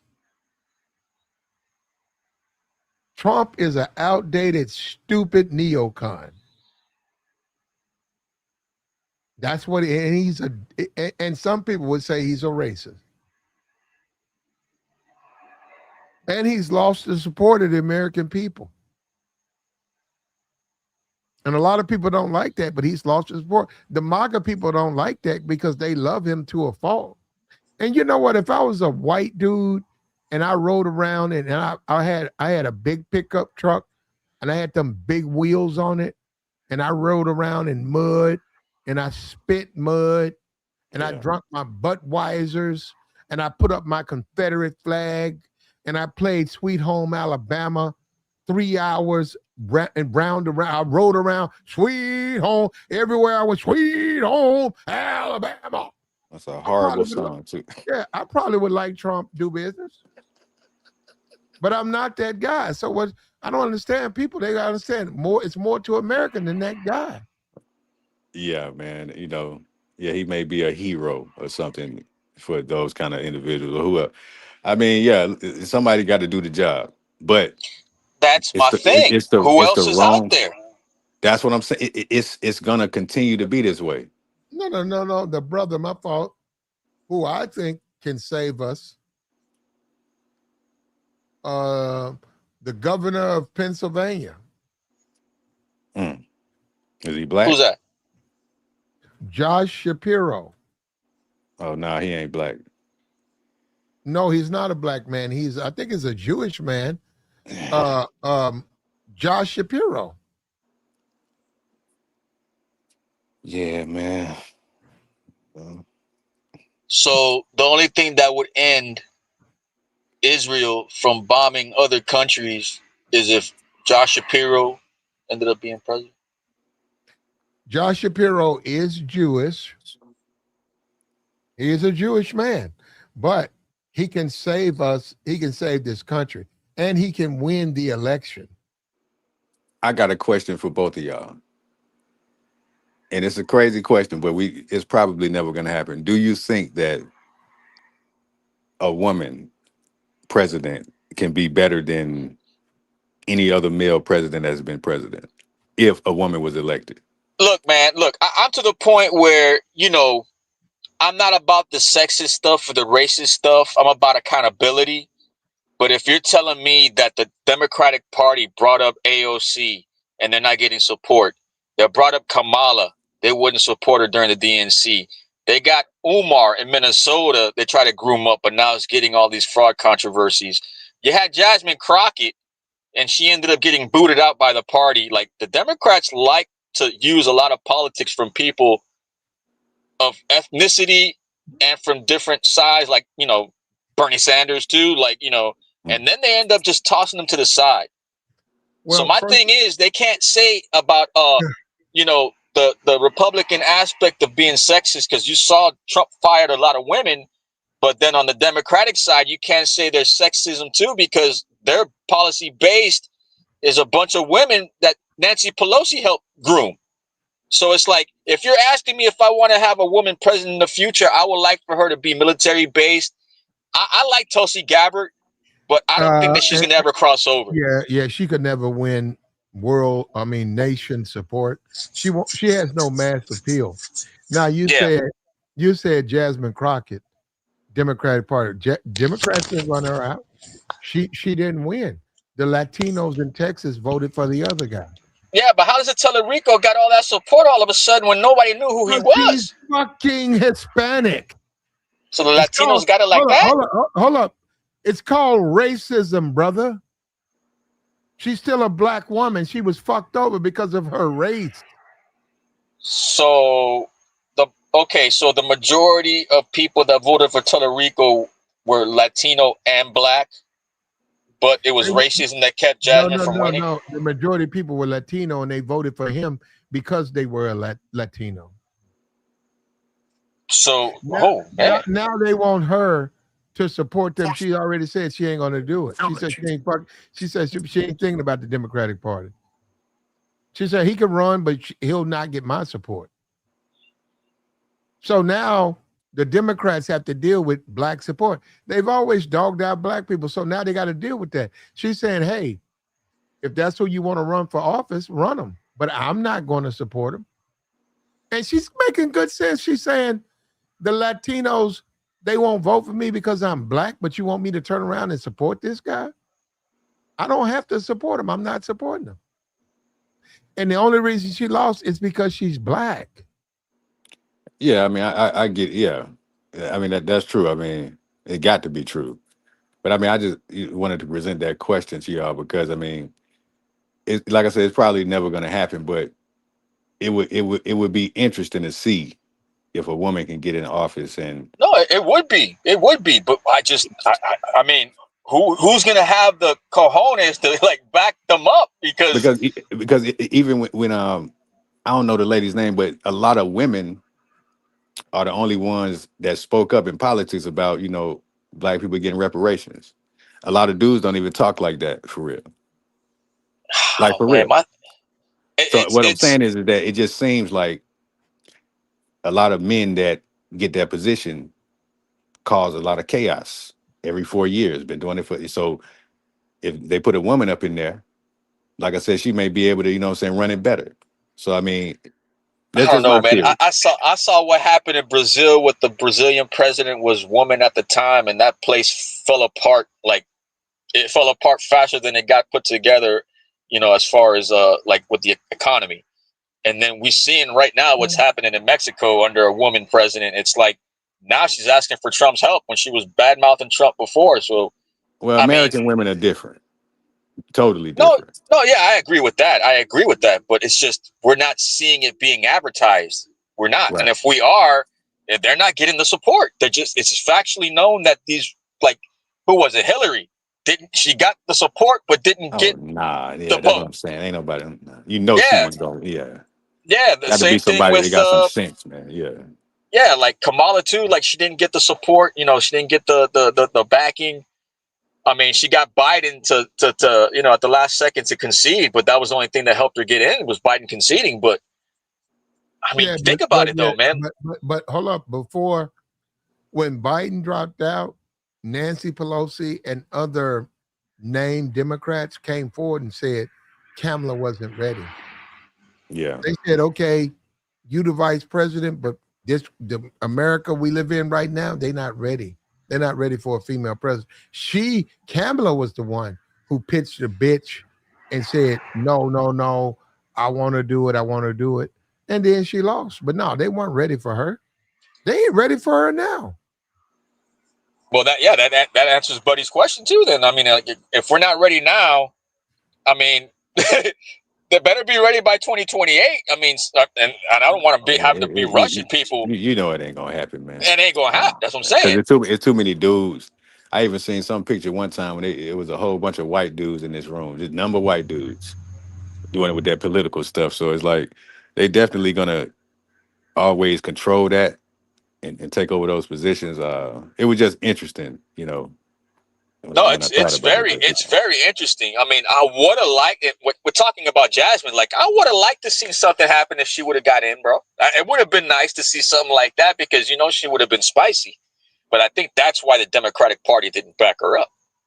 They backed her up, and the people did. Listen, brother, you run. If I could go run for election in my city right now, I could run as a Republican or a Democrat. It's the people who decide. I can't turn around and blame the No, but it's party. also it's look, you're not wrong, but it's also the PACs too. Like money talks. Like we can't ignore that.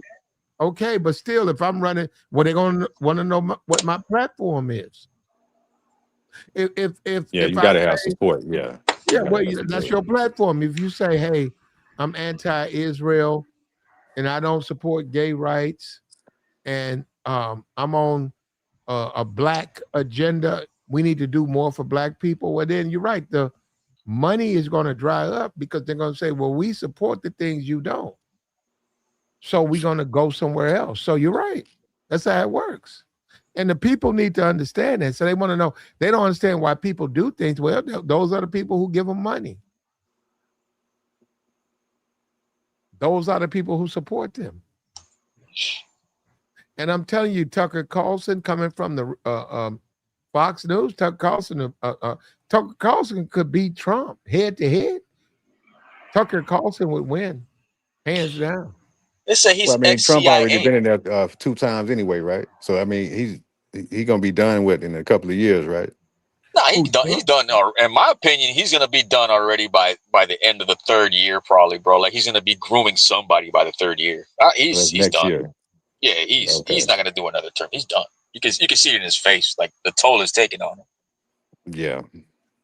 He aged like 10 years in 2 years. What about these 10% credit cards? What's up with that? 10%, my ass. I got like 33% on one.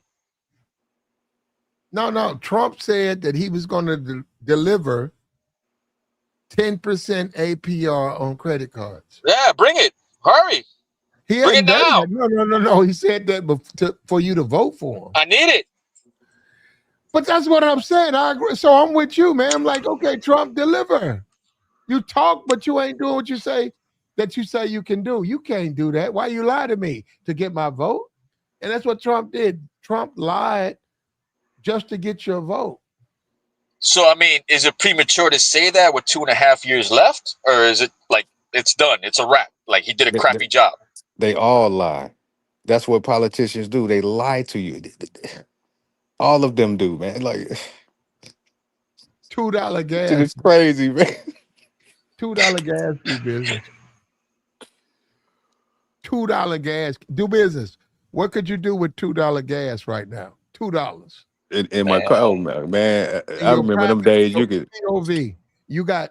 They say you go to the pump. It said $1.89, $2 gas. Oh, I missed them days, man. You could put like $13 in and fill your tank up. Oh man, I missed them days, man. And you They're can not drive, coming back. do business. You can drive wherever you want to, and you get back to do business. You still got half a tank. Man, I used to love it, man. Yeah, oh, these days are beautiful. Bro. Can't even imagine that.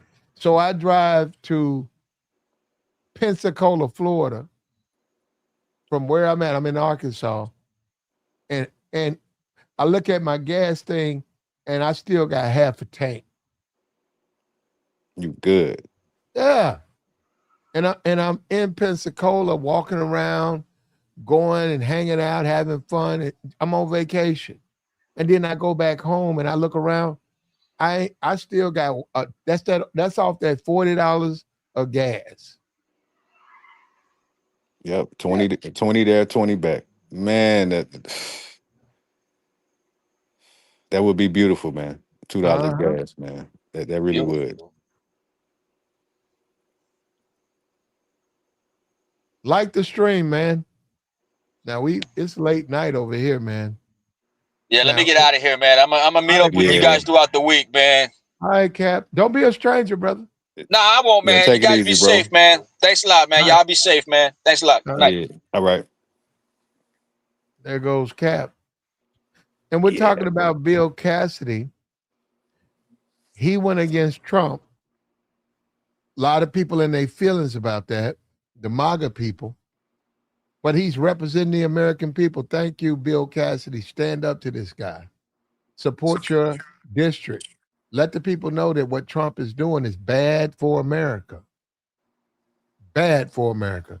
And we appreciate you for being one of the few to stand up to this bully.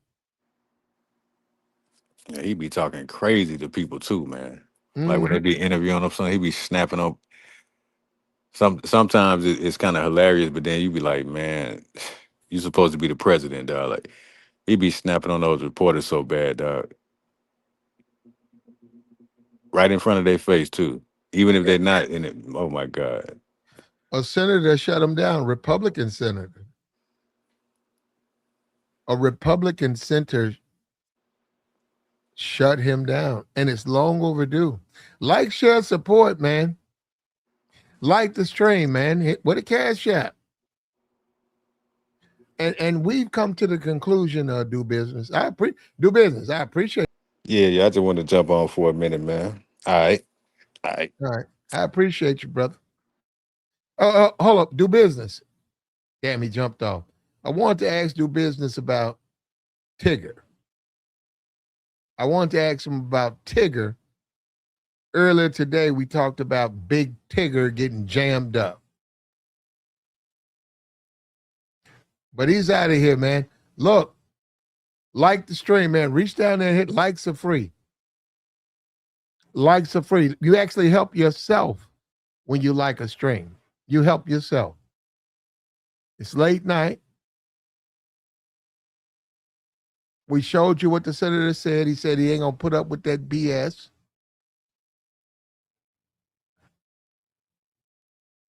And we got to respect that, man. We got to stand on it. Donald Trump got called out by one of his own people.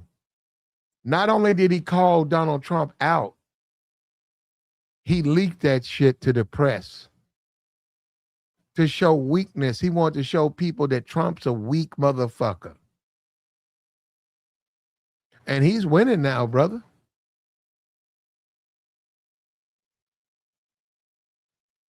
Bill Cassidy.